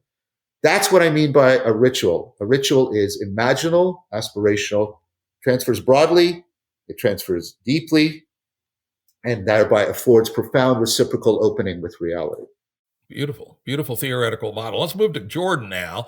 Jordan has been spending some fair bit of the last few years thinking about building on-the-ground communities, which he calls civiums. For Game B folks, that's very similar, more or less the same thing as proto-Bs. Both of them have network connectivities that make greater things and membranes and protocols, very similar conceptually. In your deep dive into thinking about your civium project, what have you come up with as, more tangible examples of ecologies of practice that you think might be useful in the successful operation of a mini society at the level of a Dunbar number times 1.5 or 2? Well, I'm gonna do the same thing that John did when you responded to your question, which is to say that the way that I think about it first is, I have a categorical way of trying to divvy up the space, which then allows me to sort of focus on those kinds of questions with hopefully a little bit more precision. And so the category of questions, in some sense, it's actually not that large. It's nice. It's relatively well bounded. So, I'll just do it in no particular order because they're all interconnected. So one has to do with the category of, let's just start with the smallest possible instantiation of civium, which is me or you, like a given individual human being, right? So you have a series of ecologies of practices, which I've oftentimes referred to as the technologies of sovereignty, which have to do with you living in relationship with yourself in experiencing life, right? So you've got kind of a verticality of the wholeness of yourself, and you've got I guess it'd be the Z dimension, the horizontality of that self coming into relationship with experience, and then the temporal dimension of it developing and evolving over time, right? And so there's a whole shitload of stuff that has to be put in place to enable that to be navigated well, right? So we'll take that as one category. In some interesting way, a subset of that, but also a completely separate modality, has to do with what happens when you add another person into the mix. And so, the technologies of sovereignty, let's just to make it very practical, of me and my wife, come into a very particular Venn diagram when the relationship is a unique kind of being, right? So there's an ontological primitive.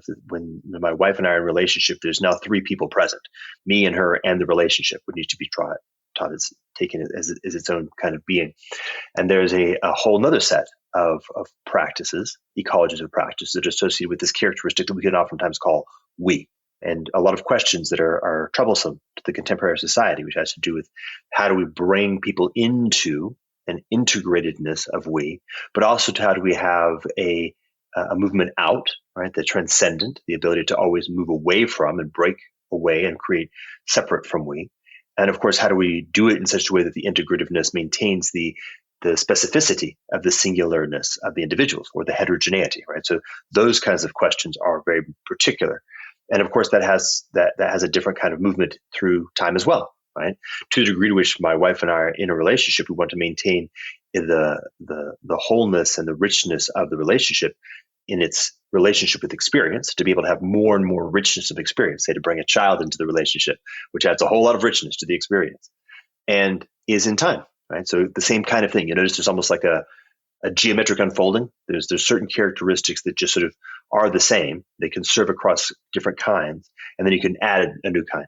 Now, The next characteristic is this very tricky one, which we've kind of touched on a few times, and I think John actually, or maybe Jim, mentioned it as a problematic very, very early in the beginning, which has to do with the nature of humanity in relationship with nature itself, and in particular, our problem child, technology. And that, right? How do we actually reweave this human capacity to come out of symmetry with nature, right? Which is in some sense the nature of what we are. Right? It's funny, John. I love your distinction.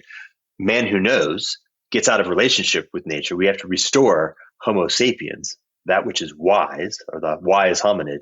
And so that's another ecology of practices. How do we actually reintegrate human potential as a novel kind of aspect of nature back into the whole of world, which, while keeping it alive, right? This is not an abnegation of saying, hey, fuck it, this whole story of civilization was actually a complete wrong turn. Let's go all the way back to basically just being hominids, or minimum viable beings. How do we actually integrate that into a new, larger possibility? So that's the whole space, right? And divided up in this really complex fashion. So some things that seem to show up, and it's interesting because one of the things that I've done is I've spent some time looking at existing religions, and which, by the way, let's just say cultures, because in some sense those are almost the same idea. If you really, a proper culture has religion as the way we're discussing it as its essence. And it has not yet been removed out and put into this weird place. So let's just take, for example, a set of rituals that seem to be almost certainly necessary, which the Catholic Church has done a pretty good job at. There's a series of singular events in life that will need to be ritualized. Birth. Pretty good idea for us to think about how do we actually wrap ritual around birth, because it's a really fucking hard thing to do to raise a child properly. And the set of characteristics that John was mentioning, the deepening and the broadening, right, and the strengthening, like all these characteristics that we want to have, we want to focus on those most potent, sacred, right, both important and dangerous simultaneously. Death, another good one to have some ritual around.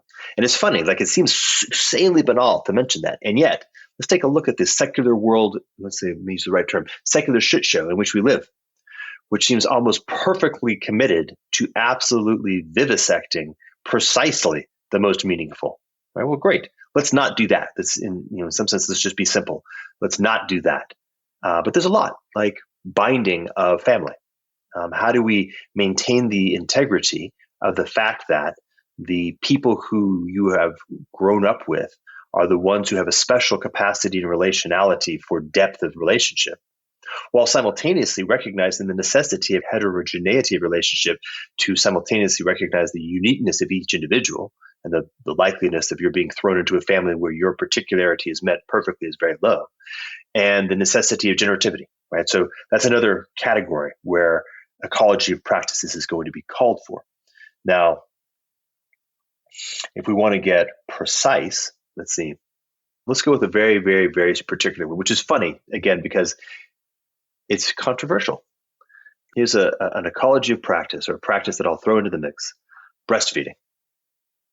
Breastfeeding is a really good religious practice that I would recommend heartily in a small human group.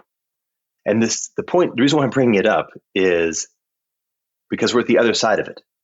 I discovered only relatively recently, actually, only with my most recent child, who's 4, we had a class on breastfeeding, as we need these days because we have complete discontinuity with ordinary lineage. The extraordinary level of adaptive sophistication between the breast and the infant, things like temperature differentials, like the breast milk changes temperature in relationship with the temperature of the infant, and a capacity to actually modulate different nutrition that's actually being delivered, which is to say, this is a very sophisticated device. Interesting.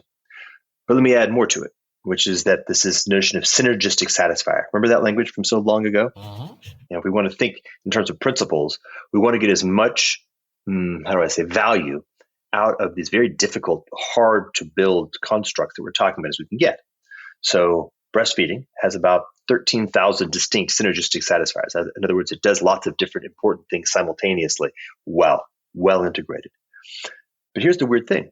Because we now live in a world where the technocracy through the 20th century By the time we got to the 50s and 60s and 70s, I think breastfeeding had gotten down to like 10% of American mothers were breastfeeding. So we actually shattered what is a very simple gift that we actually have received from a long time ago, which is a high dimensional, very complex synergistic satisfier. So now we have to actually rewire it consciously. We have to actually choose to bring that back in. And by the way, we have to actually ligature. This is the religio. We have to heal or bring back our capacity, which is unfortunate. The phrase you used earlier, the nuns have the unfortunate requirement of having to be autodidactic with regard to wisdom. Mm-hmm. Holy shit! Well, that's true. So many women now have to go through a class and practice how to actually breastfeed because we've broken lineage, and so that's a point there. So take. I feel weird that it's difficult to get to land, but the point is that the elevation into consciousness of what should have always been a very simple, incredibly potent technology, breastfeeding, which is itself a beautiful example in terms of synergistic satisfier and in terms of humility. That yes, it's nice to be able to actually have an alternative to breastfeeding in very particular cases.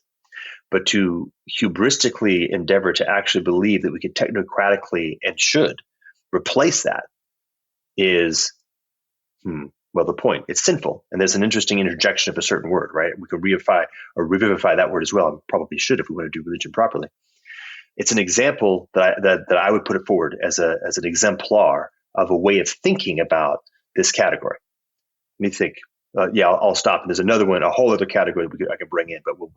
Yeah, this is a very rich conversation, and you hit on one of what we've done to childbearing and child rearing is just a goddamn disgrace, and what comes next has got to fix that. So anyway, editorial from me. Anyway, moving on.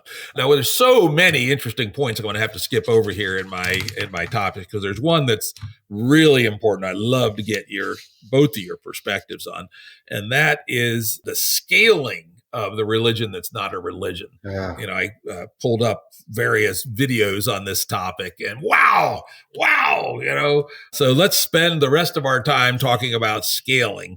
John referenced somebody named Paul, I guess it was Paul Matropetro, who said that he had some questions about whether the religion that's not a religion could scale across social strata and developmental stages, i.e., will it appear equally to rich people and poor people, to dumb people and smart people?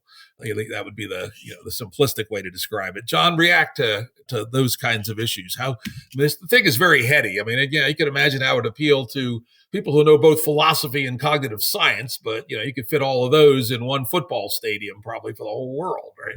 So how do you scale this baby? So the person was Paul Vanderklay. Oh, okay. And Jonathan Pajot also made a similar criticism. Okay.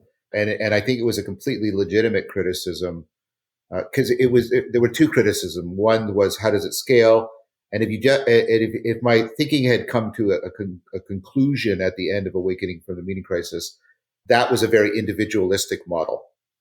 I then responded to that. I took that criticism to heart by turning towards this idea of the collective intelligence of distributed cognition. What are the emerging ecologies of practices and rituals whereby people can bring that into conscious awareness, experience the power and the profundity of that we space, and use that as a normative touchstone, a phenomenological touchstone for their own individual practice. And I think that was one of the functions of things like the church and the temple and the synagogue, was to do these dialogical things. Singing together, as you mentioned, is one way of doing that.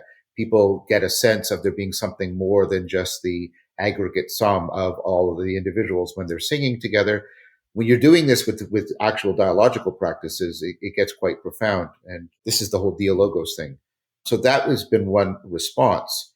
And then the idea is, how do you make dialogos accessible? And then you have this pedagogical program that I've already mentioned. We do the workshops that take people through so that they can come to do it.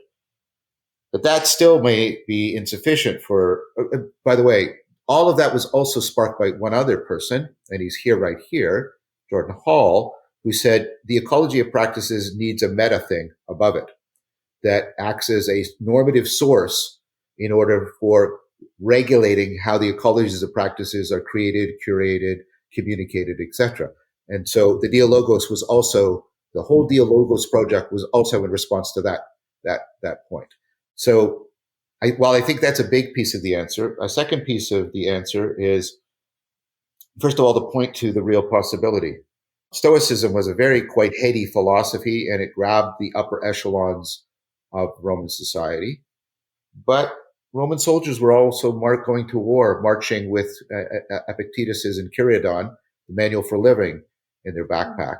And so there are ways of presenting these philosophical ideas. I mean, philosophical in the good sense, the love of wisdom, that can make them accessible to people who are not called to academic philosophy at all. So the Dialogos project, the workshops around it, and then that example. And I'm also working with people that, I'm working with a group of people that are putting together a video game that's all about trying to draw young people in to the love of wisdom, the knowledge of the self. I met in Chicago with people from the International Baccalaureate. How can we bring some of these ideas into the International Baccalaureate and start onboarding people? I've been talking to people from, the folk high school system, both in the Nordic countries and in North America, and they are very interested in that.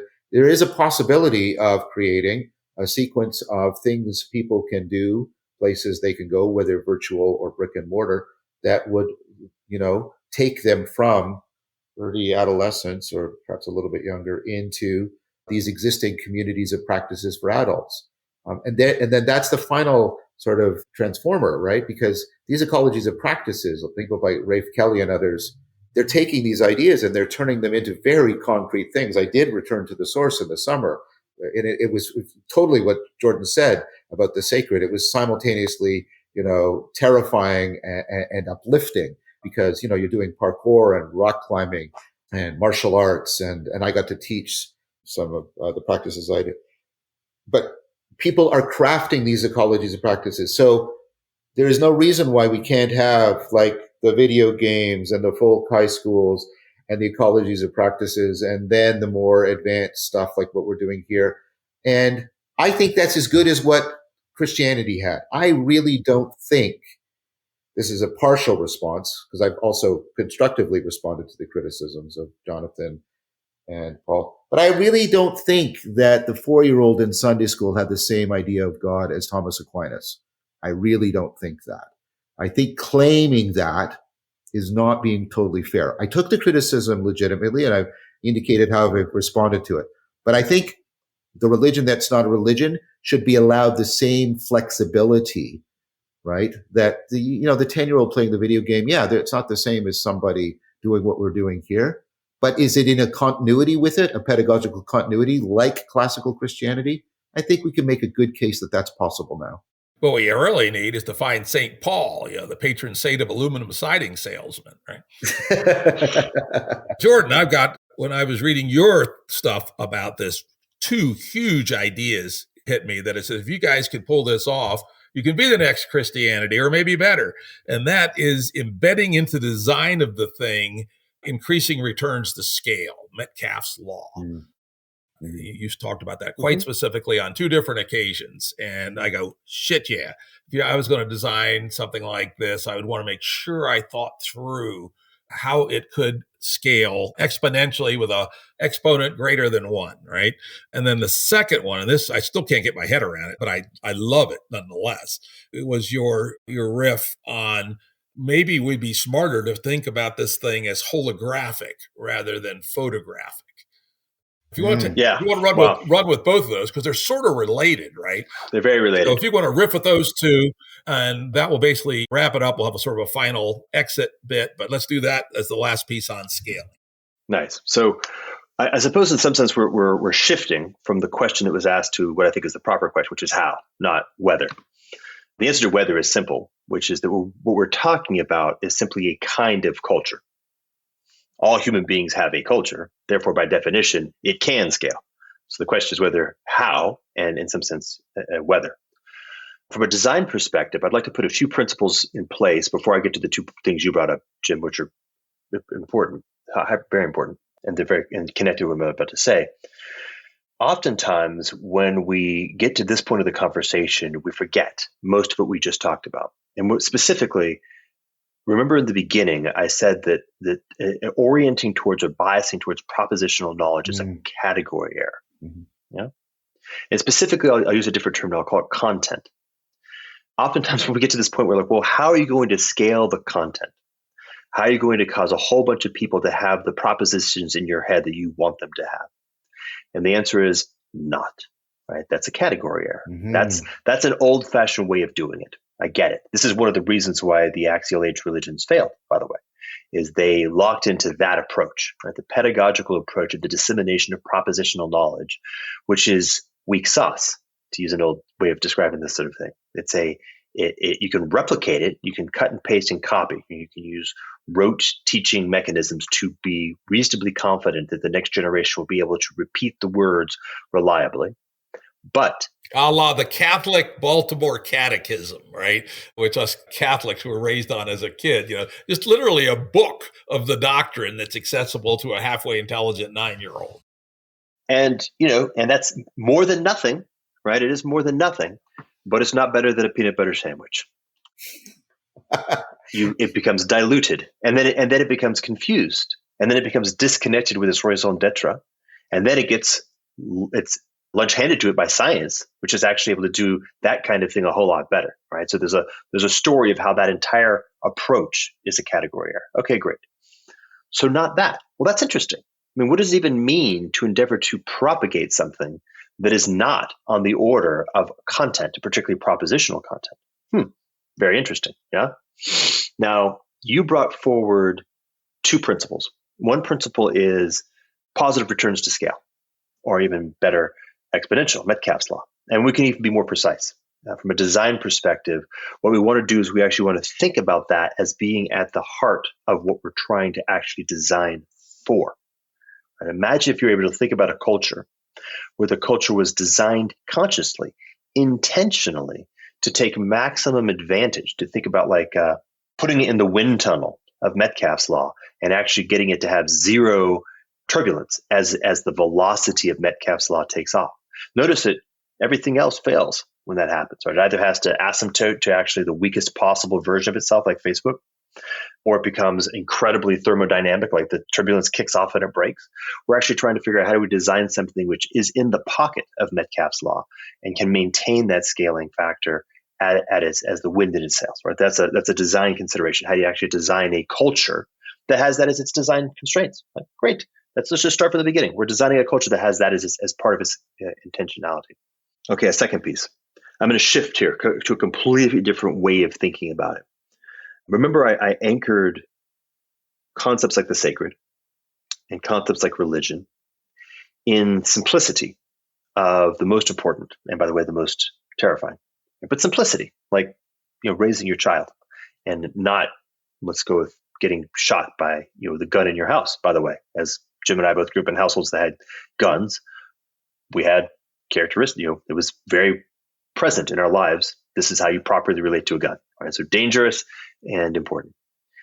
To the degree to which a culture is able to successfully, and I mean this both in terms of it is felt as successful by the individual who's participating in it, and it is objectively successful in the sense that it actually delivers on effective life from an evolutionary fitness sense, is able to successfully upgrade the capacity of individuals and groups of people to navigate the most important and most challenging aspects of life, then it will tend to be propagated by those individuals to the ones who they care about most. Okay? Now, to the degree to which you are focusing on supporting people's capacity to create more meaningful relationships with the people who they are most likely to be able to develop strong bond connections with, you're getting a double loop there. Does that make sense what I just said? Yep. Now, one of the most sacred things are the most sacred relationships, like your relationship with your spouse, your relationship with your children. Right? These are things that carry the highest capacity for the most meaningfulness in life. Right? They don't necessarily, but in potential. Right? In potential, they do. And to the degree to which those particular relationships aren't carrying that meaningfulness, you'll be looking for other relationships that are very close, strong friends, cousins, grandchild, parent, uncle, coworker, collaborator, that have the characteristic of holding the potentiality of the most meaningfulness in relationship. Well, as it turns out, the kind of culture that is most able to deal with the velocity vector of scaling of a Metcalf law has to be built out of the strongest possible relationship bonds. Right? So these two things fit together quite nicely. To the degree to which you're orienting people towards practices that support their discovering and building the richest, strongest possible relationships in the places where they could build the richest, strongest possible relationships, right? You're effective at delivering on that. You are simultaneously building something that is going to want to be propagated. People will endeavor to reach out individually. And give me a moment to talk about the geometry of this. This is the holographic piece. Individually to the people who they feel are the most likely able or most attractively, most yearning to achieve connectedness with, to endeavor to actually deploy these practices to achieve greater connectedness with. And the possibility of that is the highest because to the degree to which they're correct, both sides are saying yes to that, right? So you're actually tapping into it. Notice there's a three-dimensional feedback loop going on now. Now the holographic characteristic, right? Not content, something like context. Not centralized, distributed. It's another way of saying not photograph, but holograph. This is all done. How do I say this?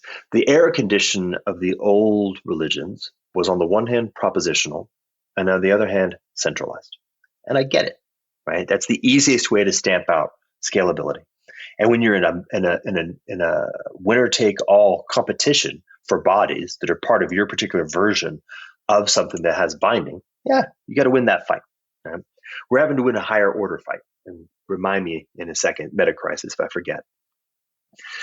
In this case, we can say, and I don't have time to do the argument, but I can say categorically that the centralized approach is not the right approach. It can't work, and it will always produce the wrong results.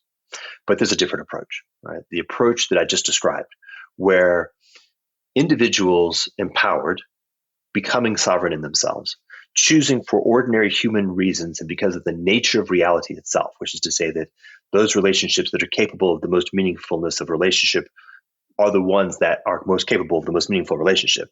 That's a tautology, but that's the point. Will seek to operate along those lines. And to the degree which they are simultaneously empowered to do so, and are empowered to share with everyone else the capacity to do so. Here's my learnings. Here's my way of getting wisdom in this case. Here's the experience I had. Here's how I got past this problem, right? It's a distributed learning environment that is actually peer produced and distributed in a peer fashion, using a lot of the technology layers that we've actually been developing over the past 20 years to make it censorship impregnable and capture impregnable, creates the holographic learning environment that allows individuals to be able to grasp where they are, find their way into the highest location for themselves, and then begin to actually live the most meaningful lives for the obvious reason that that's the best possible life to live, and then share that because people will always do that, by the way. To the degree that you've actually discovered something deeply, deeply meaningful, one of the very first things that you'll find as a synergistic satisfier is to share that with other people who care to or are able to learn from that, which is something that I've been doing for quite some time. So then let's talk about the last piece. And this is important, critical. To the degree to which anybody has dubiety about us engaging in trying to accomplish the thing that we're describing. Shit's fucked up, right? If we were trying to do this in a period of time where shit was not about to come off the rails in the most cataclysmic way that has ever happened ever, Axial Age, or call it collapse of the Bronze Age, a little tiny ripple in history, then we probably wouldn't want to do this. But fortunately, in a very odd, perverse way, that's where we are. So we have the wind at our backs, or should we say the fire beneath our feet, that everything, in fact, is actually falling apart. And the secular world, which has wreaked havoc across the old world religions, is as shitty as anything has ever been. It's absurdly terrible across all the most meaningful aspects of human life. It only does a very small number of things far too well, right? Way too well, and which gives people in the West diabetes and obesity instead of fulfillment and not being hungry. But almost all the other important things, it does catastrophically. Okay, so the wheels are falling off. All the old institutions are going to be becoming increasingly obviously terrible. Everybody's going to be looking for some way to actually satisfy basic means of survival, much less actually living meaningful lives. If one is able to present something with the characteristics that we just described, it has the energy that it needs to start being uptaken. once it gets past a certain degree of criticality, Metcalf's law, that holographic characteristic begins to actually get a combinatorial feedback loop. By the way, I learned just today that it's actually not even Metcalf's law. It is the positive aspect of a combinatorial explosion. It's X explanation point, or whatever that is, a factorial. So you even get a steeper curve, which is nice. That's it. I'm done. Oh, right. Well, that's some deep ass thinking right there. And I'll, add another thing to your, how does it work from a human motivation perspective? If I can upgrade the quality of my connections to the people I care about most, it's just like a fax machine. I have an incentive to get them to do it too, right? Yep. And they're most likely to want to, because that's the place of the highest possible value. Once you get past the hard part, by the way, there's step functions. The hard part can be hard, as anybody who's ever tried to figure out how to build a better relationship with their parents, for example, or their kids because of the roughness of development, right? It ain't easy. But if you get over that step function, you're like, holy shit, you got something. I just earned. You got something, right? Massive. Then you got something. All right. Well, we've gone on here well over our allotted time, but this has been a damn classic conversation. I got to say, this is one of the best podcasts I've had in a while. But let's give John a chance to wrap it up. Last words. I'll say something very simple in the spirit of what Jordan said, and this is to put him in good company and not be dismissive. I mean, the way you teach people, you don't teach people philosophy. You present to them beautiful ways of life. That's Plato's answer. People leading good lives that are beautiful and that draw them in. And then they might take up the more refined, practices. Very cool. We'll wrap it. Wait, Jim, can I say one thing? Okay, one thing. I'm actually going to do the last thing. I'm going to play your role. I'm going to do the sales pitch. All right. You ready? We're moving into selling. We're not doing marketing anymore. We're selling. Okay, St. Paul. So we've been doing this for a little while, right? For say about 10 years, more or less, and with real heaviness for the past 5 or 6 years. Like it's been out there, and I've noticed something. I've run into now a number of young men in their early 20s who they're listening. Right? They've listened to our conversations. They've thought about it. Their minds have gotten around it. By the way, this is impressive as hell. Like there's like people out there who have truly understand what we're talking about, and they're in their early 20s. Can you imagine what they're going to be able to get to by actually just stepping across that threshold? Here's the best part. They got girlfriends. And their girlfriends are damn impressive women. There you go. If you adopt young men, the religion is not a religion. You too will get a very impressive woman as a girlfriend. Guaranteed. Okay, that's how the anti-war movement worked when I was a kid. 17-year-old guy who was against the war was more likely to get laid by a reasonably high-quality lady. So we have proof of the principle. Let's wrap it right there. Thank both of you gentlemen, Jordan Hall and John Vervaeke, for an amazing discussion of the religion that's not a religion.